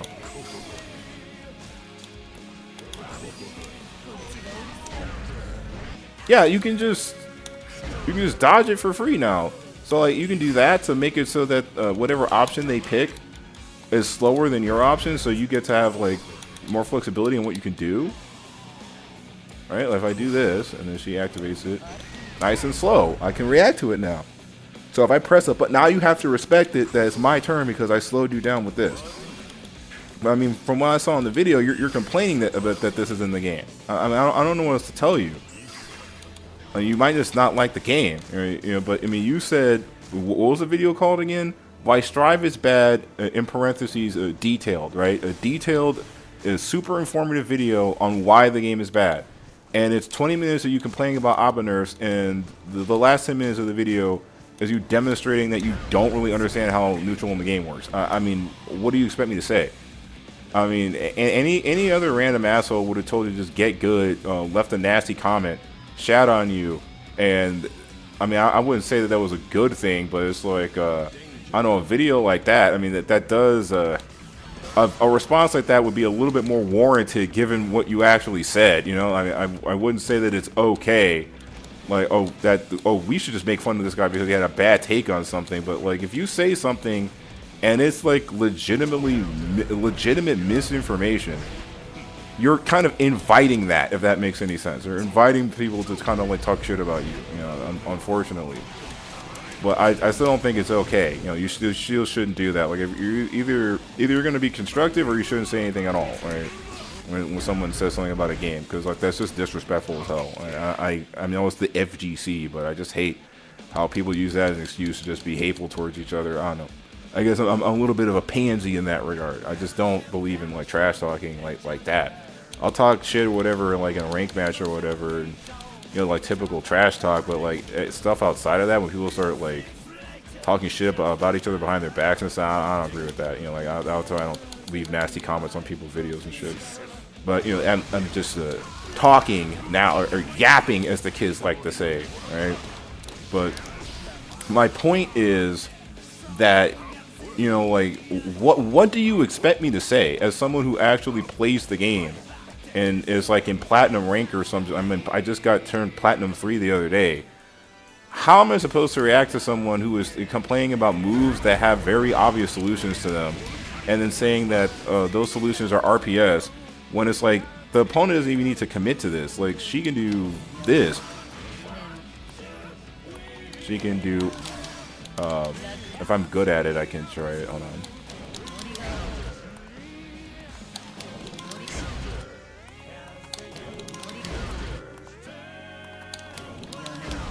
Come on, do the move. I'm trying to do RC into my command grab. Like that. Alright, I mean, okay, I have to practice it, but you get the idea. Like, what if she comes up to you and threatens to, like, make you block it, and instead she does that instead? Like, yeah, the RC gives you all these different options, so that's why I say it's like, it's less RPS than other games, because just doing 6P, that's not always going to be the solution. The move might have a disjoint on it. They might do a move and then cancel it immediately afterwards, and yeah, and if you're at a range where like you're just like spamming mids, and the opponent calls out your mid with a 6P because they know you're gonna do a mid, you know what the solution to that is? The solution to that is to just not throw out mids all the time. Like, I don't know what to tell you. Like, this is meant to beat mids. This is meant to make characters like Ramlethal balanced so they don't just beat you for free, who have insane normals. This is meant to like scare you in neutral. So it's like, oh man, you know, he could 6P me, so maybe don't just throw out normals like crazy. Maybe like jump around them and move around them and use the totally bad movement to zip across the screen and fall on people. So if they do a mid, instead of just getting crushed by 6P, or when they go for a 6P or something, maybe you just, I don't know, jump at them, fall on them, because that's what they do. They fall on you. Don't just throw mid.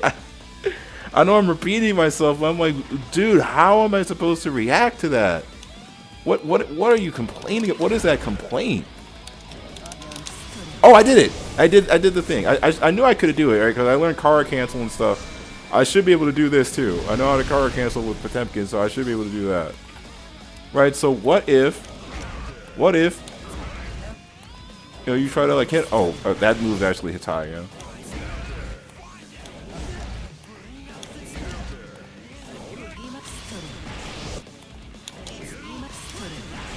You know, that could happen. So that could catch you like trying to block the move if you want to just block it low. You can do all this different variety, right? Let's say I'm just sitting here, I'm just gonna block. Oh shit, I didn't expect her to do that. I was expecting to block it. Now I have to hit this. Well, that's RPS, right? I mean, it's a mix, right? That's what I'm saying. Like every game, every fighting game has some level of RPS in it. The problem is whether or not there's too much of it. But there needs to be something in the game, because like just making it so that, oh, I have to respect Soul's range, just walk forward and walk back. Well, I mean, are you going to add enough recovery so that I can actually deal with this move? Because this move is plus. When he starts doing it, he can just start mashing it. You know, if you're in a situation where Soul is mashing you with this plus, I think it was like +2 or some shit. What was it? Because I can actually look at the frame data in game, right? Yeah, it's +2. If he's just going to do this, +1 or +3, +2, +2, +2, +2, then a mid crush would be a nice solution to that. And if you're calling out the mid crush, you can do like +2, +2, +2 sweep. That's just a mix, isn't it? Like, how am I expected to respond? I guess what I'm trying to communicate here is that I'm not really understanding how this is even an issue with the game, how this makes the game bad. Because like I said, if you have to then consider that multiple other games that play exactly like this are also bad. Because that's like the goofiest thing you could ever say about an anime fighter. And then compare it to Street Fighter. And even in Street Fighter, let's say she does this move. And I don't want to guess between whether or not it's going to crush my mid or whatever. You always could just do a DP. The DP will cover both. All those options. If they throw you, if they jab you, it will cover all those things. And that happens in Street Fighter too. Like if someone could try to jab you, oh, I'm in the range of hitting you. Not really, because Ryu called out your jab and did a Shoryuken at point blank range. I mean, there's memes about it. The Ken Shoryuken video where it's just like a guy spamming Shoryukens with Ken for like 10 straight minutes, and like people just constantly get hit whenever they try to like poke him. So that's just a very weird kind of complaint. I've rambled on about that long enough. I'm gonna start talking about the character. Let me see. It's probably easier to go to the character select screen. I'm gonna talk about Ram. I'm gonna talk about Jam, and then lastly, I'm gonna talk about our girl Abba, because you talk about the air dash being bad and all that other kind of stuff, right? But it's like, this character in particular emphasizes my point. The character that we main makes my point for me, which is what I think is insane about the commentary that you made. But I want to wear the glasses, and I want to wear the Easter Bunny outfit because I just want to. What was it? Ram. All right. So let's say you're going against a character like Ramlethal. That, you know, your friend is a degenerate and wants to play a character with insane range because, you know, maybe their whole goal in life, maybe they're what truly makes them feel alive is just making other people suffer. So they pick Ramlethal. You know? I gotta hit you with my toxic jumping X and this. I gotta hit you with moves like this, right? This enormous attack. If you didn't have like low sweeps and stuff, moves like this, you would have to constantly like respect it, right? So, well, what if I just whiff punish it? Just whiff punish it, bro. Just whiff punish it. All right, well, let's see about that. Oh, wait a minute. I can't whiff punish this move? Why can't I whiff punish Ram's attack? Look at that. Why can't I whiff punish it? It's almost as if there is a massive disjoint at the end of the sword, right? So to make this infinitely more interesting, I have to like not be able to hit my opponent when they do something like that, or for characters like Jam who have shit range. Yeah, like that. Okay, I can do that if I'm close enough, but if I'm too far away, then it won't work. I mean, it's not like you can't do that, or you can also just zoom in. You can also just dash in. So maybe the Ramlethal player has to think about doing something other than just 5S whenever they're in range of another character, which is what makes the game actually interesting, is that you can be within someone's range and they can do a quote-unquote neutral skip like this, and you have to actually account for it. You have to actually think, okay, this character can do all these different things against my character in this specific matchup, and that's what makes the game interesting for anime players who like anime games to have crazy shit like this, because any other game, you would just do basic Shoryuken, whatever fucking standardized shit that every other fucking fighting game from the 90s would do. But in a game like Strive, you have to actually consider whether or not, you know, Jam's going to do this to you. And I think it's a little, dare I say, I mean, I kind of don't want to use the term disingenuous, but just like you're not looking at the bigger picture if you're really thinking that that's RPS, especially since, you know, she can do this and then, you know, rack with a grab. It's something that only happens in Strive. Yeah, like they can do that. So like, so even if you dodge under it, even if Jam goes underneath it and gets ready to grab you, if she has 50 meters, she can still react to it. So now players are going to do certain things based on how much meter they have. So if someone like a Ram player who has 50 meter might be more willing to poke you because they know they can make it safe if they fuck it up, as opposed to like if they don't have enough meter and it's just like, okay, I need to play more conservatively because I can't cover my ass if Jam does this. So I need to think about what the Jam player wants to do. And, you know, maybe I'll just chicken block. You know, chicken blocking is so prevalent in this game. They had to add recovery. They had that landing recovery on jump just so you don't just chicken block everything, which I thought was really weird. But I mean, the game is also very different. Speaking of different, remember I talked about Jam's normals? Check this out. So imagine a world where there was no air dash startup.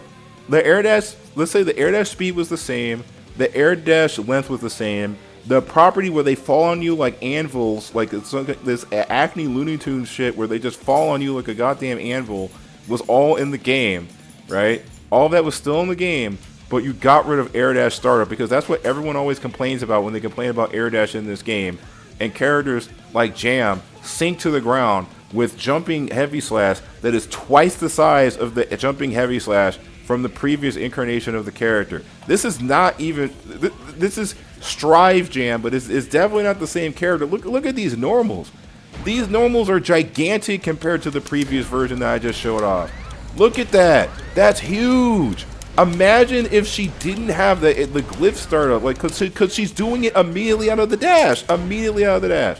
She can guard immediately out of dashing. She can dash and do this. And it carries your momentum too. So like, let's say you're gonna do this, or let's say you jump at someone and they're expecting it because they see you, the little circle around you. They're gonna like, you know, 6P you, because it's not like air dash isn't reactable, right? Air dash is reactable. Like the total this total action takes 18 frames, by the way. So if you want to say that it's slow, I want you to do a test, like a genuine, honest test, right? I mean, I don't really feel asked enough to do it. I feel like you should do it because you're the one saying that the air dash is bad, so you should actually prove it. If you do an air dash, let's say you pick Soul, you do an air dash, an instant air dash in Strive, compare it to like Exert or Plus R. I want you to count the number of frames for the character to jump into the air, dash, before they land onto the ground, because this takes 18 frames to do, and then X number of frames before they actually land on the ground, right? And what I'm saying is, when you're this close to the ground and you can just cancel your air dash into an attack, like if it takes less frames for you to land after an air dash in Strive, you can't tell me it's worse movement, because you don't even stay in the air that long. It's not like you hover in the air and you're like, you guys make it sound like you hover in the air, the air dash is super reactable, and then you just get 6P'd all the time because you can't avoid stuff. With the air dash that throws you, it's like you're getting picked. The animation where the glyph happens where you get picked up, and then the animation where you get, you know, do the air dash, it's like when the game throws you at them. They're throwing you at the opponent. I know I've said the same thing like 10 times, but like, I'm so sick and tired of the Strive slander. I have to keep hearing this from people. The air dash is bad. The movement is slow. The movement is so slow that I can like chain back dashes over and over again like crazy. I can, you know, roaming. The back dash was so strong they had to take away your ability to roam and cancel it, because people were able to backdash drift, blue RC drift Roman cancel and punish things that would otherwise be safe because you had the ability to just use invuln, dash in, and then throw them or whatever. You can still just do stuff. Getting rid of your ability to cancel invincible moves because that's just too strong. And this is the honesty patch, so your character had to get nerfed. Sorry. I mean, you complained about ABBA nerfs in a patch where basically almost every character got a nerf. Now, you can make the argument that the nerfs are too excessive, but don't act like the nerfs didn't make sense. I mean, come on. Like, they even nerfed Ramlethal. This used to juggle you. This used to launch you into the air, and then she would combo you all the way to the other side of the screen. And Ramlethal is still a strong character, too. That's oh, yeah, I forgot Ramlethal, right? Check this out, right? Slow, right? Slow, right? This move doesn't even get to come out in Strive. She comes so close to the ground before it even comes out. Because, like I said, when you press a button in an air dash in Strive, your vertical momentum is being changed. And that gives, like, all these different options, right? You can do this. Right? Let's say you're dashing in and you're doing you're jumping. Look, this enormous button. This enormous button. This is such a toxic button. I mean, is this really slow? I mean, like at that point, you're not really complaining about the speed. Like the backdash. Like backdash is really short in this game, but it's also really quick, which leads to basically almost instant overheads, where they just immediately dash and then just do that to you. Them backing away is the only thing that even makes it balanced. And some characters can capitalize it, like Ramlethal, where they just run up to you and yeah. Slow though, right? Slow. But like another example too is that let's say I'm Ramlethal and I have this move that doesn't even finish if I air dash too close to the ground, right? Let's say I do. Yeah, you can fake an attack. They're getting ready to block, getting ready to anti-air, you just do that instead. And so let's say you knock someone down and you do that. Grab setup, wow. Because they're not standing up, so they don't have enough time to just 6P it. So what I'm trying to tell you in the comments when you're just like, oh, it's just slower, what I'm trying to tell you is that if you were to make it so that there was no air dash start, just make this faster, well, then what about how the characters fall when they do moves? How about this? How about how, like, it changes the trajectory of certain attacks? Like, you know, this move actually ends up going farther when you air dash because unlike in previous games, the air dash momentum is carried into forward momentum by pushing moves. Like, so let's say I do this move, right? And it pushes me forward. But when I do this, it pushes me even farther because it's still carrying the momentum from the air dash into the attack itself.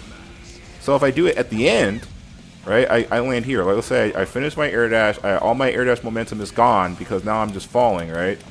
I do that, and then I do this move. That's where I land. But what happens if I combine it? Okay, so I lost some of my momentum, but it still pushed me to like this area here. Then I, let's say I just do that. Alright, I'm fucking it up. Yeah, so like it could change where your character lands. That's why I'm saying why it's ambiguous.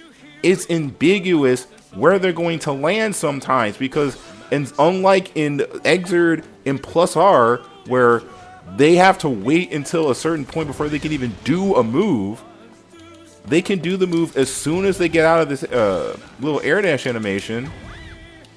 And now you don't know where that character's going to be. So depending on where they are, they can either do a move that hits you, or they can do that exact same move from that exact same distance and it whiffs. So if I'm going for like an anti-air, like let's say I'm trying to stop someone from crossing me up all the time, I don't even know where that character is going to land 100% of the time. Is that really just objectively worse movement, or is it just different? Okay. And to emphasize that point, I feel like the last character I should talk about is Abba. Our beloved Abba. Oh my god, Abba. You know what? I don't really have anything else to say about any other character. Let's just do dual Abba. Oh, and I picked that by accident. I thought that I wanted to suck my color. You know, I'll do a black one. There we go. Cause like, yo, the strive slander needs to stop. I'm not trying to be that guy whose whole identity is just standing for strive, but like, yo, the misinformation, yo, the lies, the lies, the deceit needs to stop. I feel like it's only appropriate that I play Abba's theme during this. Maybe I should have picked that before instead of having to load the game twice. But this is how I make videos, okay? My whole thing was making videos off the cuff. Alright, I'm not going to change the stage though, because that's too much work. Alright, so let's say you're Abba, and your air dash sucks, because your movement sucks, because your character sucks, especially after the nerf. So let's say you have the booty stomp, right? You dash in, it does the butt stomp, and if from this distance, let's say from like starting character distance. Okay, well that doesn't cross up from that distance. Actually, no, that's actually a good spot to demonstrate my point. At max distance, at max air dash distance, this will hit. Yeah, I think that, actually no, I need a little bit more space to actually demonstrate this. If I back up a little bit. See, that's not guaranteed to hit you. That's not guaranteed to hit you. Because she canceled her momentum before the full air dash came out. So why is that relevant? Because if you're in a situation where Abba's like right next to you, right? Like, let's say like right here, and she dashes. And she goes for a cross up, right? I think like right here is good. No, I think this is good. Yeah, so that can cross up like about right here from this distance. It can cross up. Or she could just land in front of you. So in a situation where you are knocked down and you have a hard knockdown and she does this to you, all she has to do is change the button timing, and then all of a sudden whether or not she's going to fall behind you or in front of you is ambiguous. Can you do that in plus R? Can you do that with her in plus R? I don't know. I don't think so, because movement in plus R is more static. Like you have to be all the way over here for these moves to even like touch them, because most of the time when you are, especially when you're transformed, you just go over them.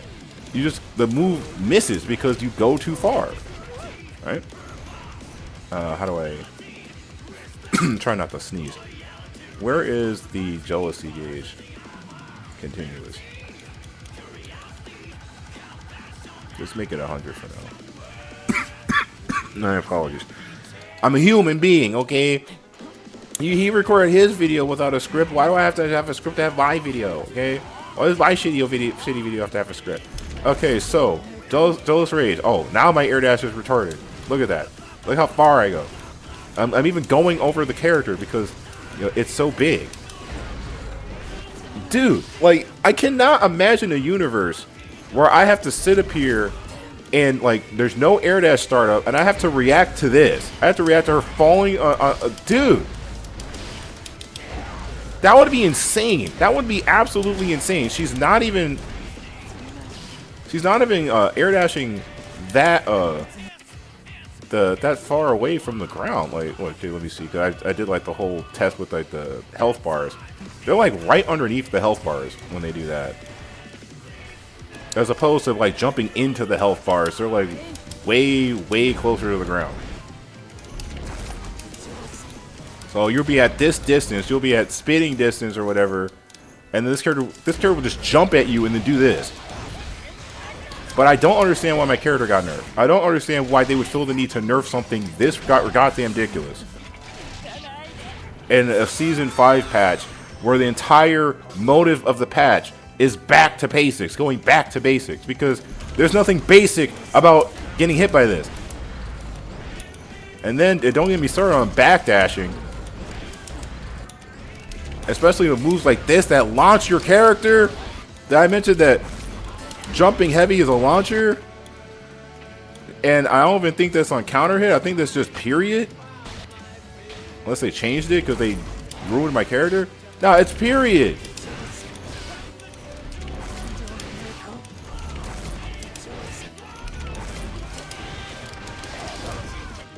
Dude, like, no. Like, dare I say get good, right? Dare I say get good. Oh, and this. Look, that dude. Oh, 6P is broken. That shouldn't be the universal solution to everything. So I should just get hit by this from this distance for free. What am I expected to do? If I don't have any neutral skips, if I have to, can you even whiff punish this? Can you actually whiff punish this? I'm genuinely curious.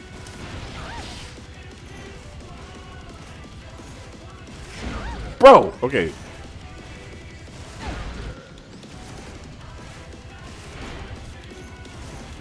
Maybe don't make everything disjointed if you want the game to be about whiff punishing. Maybe don't make a whole bunch of disjointed moves if you actually want the game to be about whiff punishing.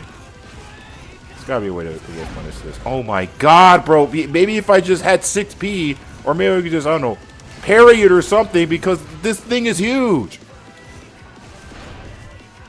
Wow, where's the whiff punish on that? Bro.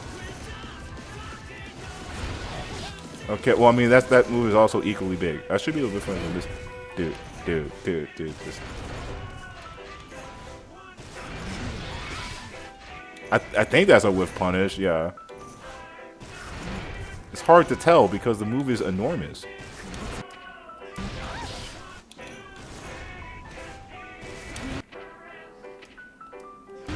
Yeah, I think, yeah, if I'm at that distance and I hit her, that has to be a whiff punish. Yeah, so you could do that, but like, how many characters in the game have moves that big? What, Ramblethal? And then you have to keep in mind, like, Dizzy can shoot ice spikes off the ground, and no, like, you're complaining about anime fighters being anime fighters at that point. I mean, I could go on, but I've already talked about this for like 30 minutes. I know the likelihood of you watching my video is less likely than me watching yours, but like, come on, man. Like, what else is there to say? Your character got nerfed. Eat shit. Learn to adapt.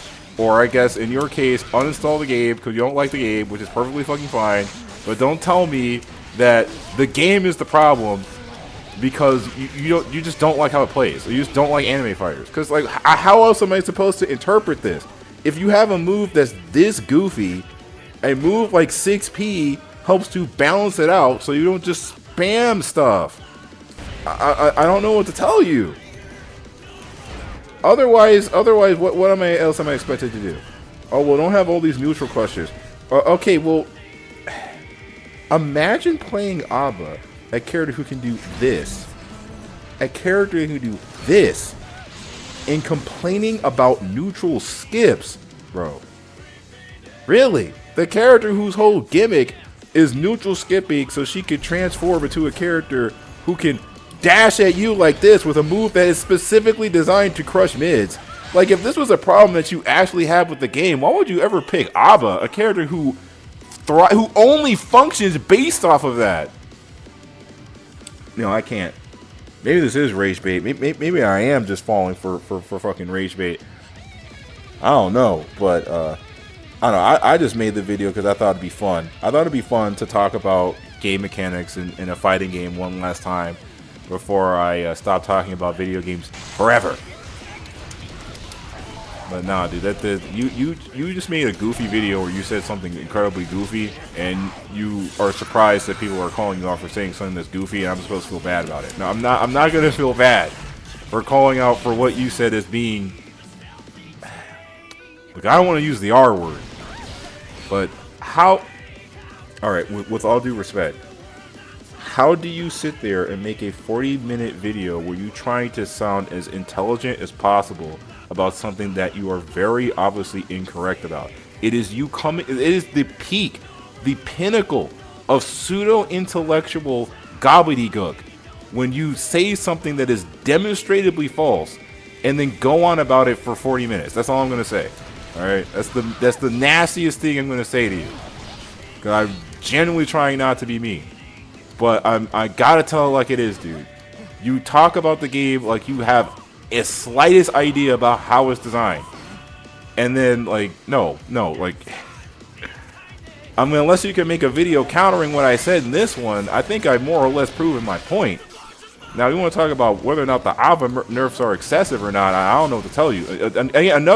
Another move that crushes shit. Why are you playing Ava then? I don't like moves. I don't like RPS in my game. My main character is literally an RPS character who has mid crushes and low crushes. She's so fucking crush heavy that they actually had to nerf this move. This move here. This used to crush low and mid. You couldn't even use a reversal on this chick. There used to be cases where if Baiken woke up and did her super, and if Alba was doing this move, it would just beat the super out. Imagine talking about RPS and you're an ABBA player, and it takes another ABBA player to call you out on it. I think I've made my point. I've made my point. GG's. Is the video terrible? Maybe not. I wouldn't use the word terrible. Is the video wrong? Are you saying things that are incorrect? Yes.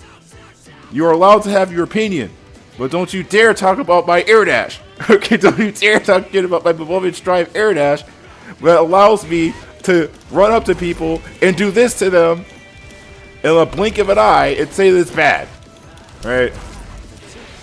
I don't know. You know, the death of fun, right? Oh my god, this guy talks in a way that I don't like. He is obviously sarcastic all the time. I'm not gonna watch his video because he's annoying. Look, dude. All I'm saying is, man, like, next time when you make a video talking about game mechanics, maybe you should make sure it's a game that you actually know how to play. Alright, that's the video. For the last time, that's all I have to say on the matter, because I'm going to use a new catchphrase in new videos going forward.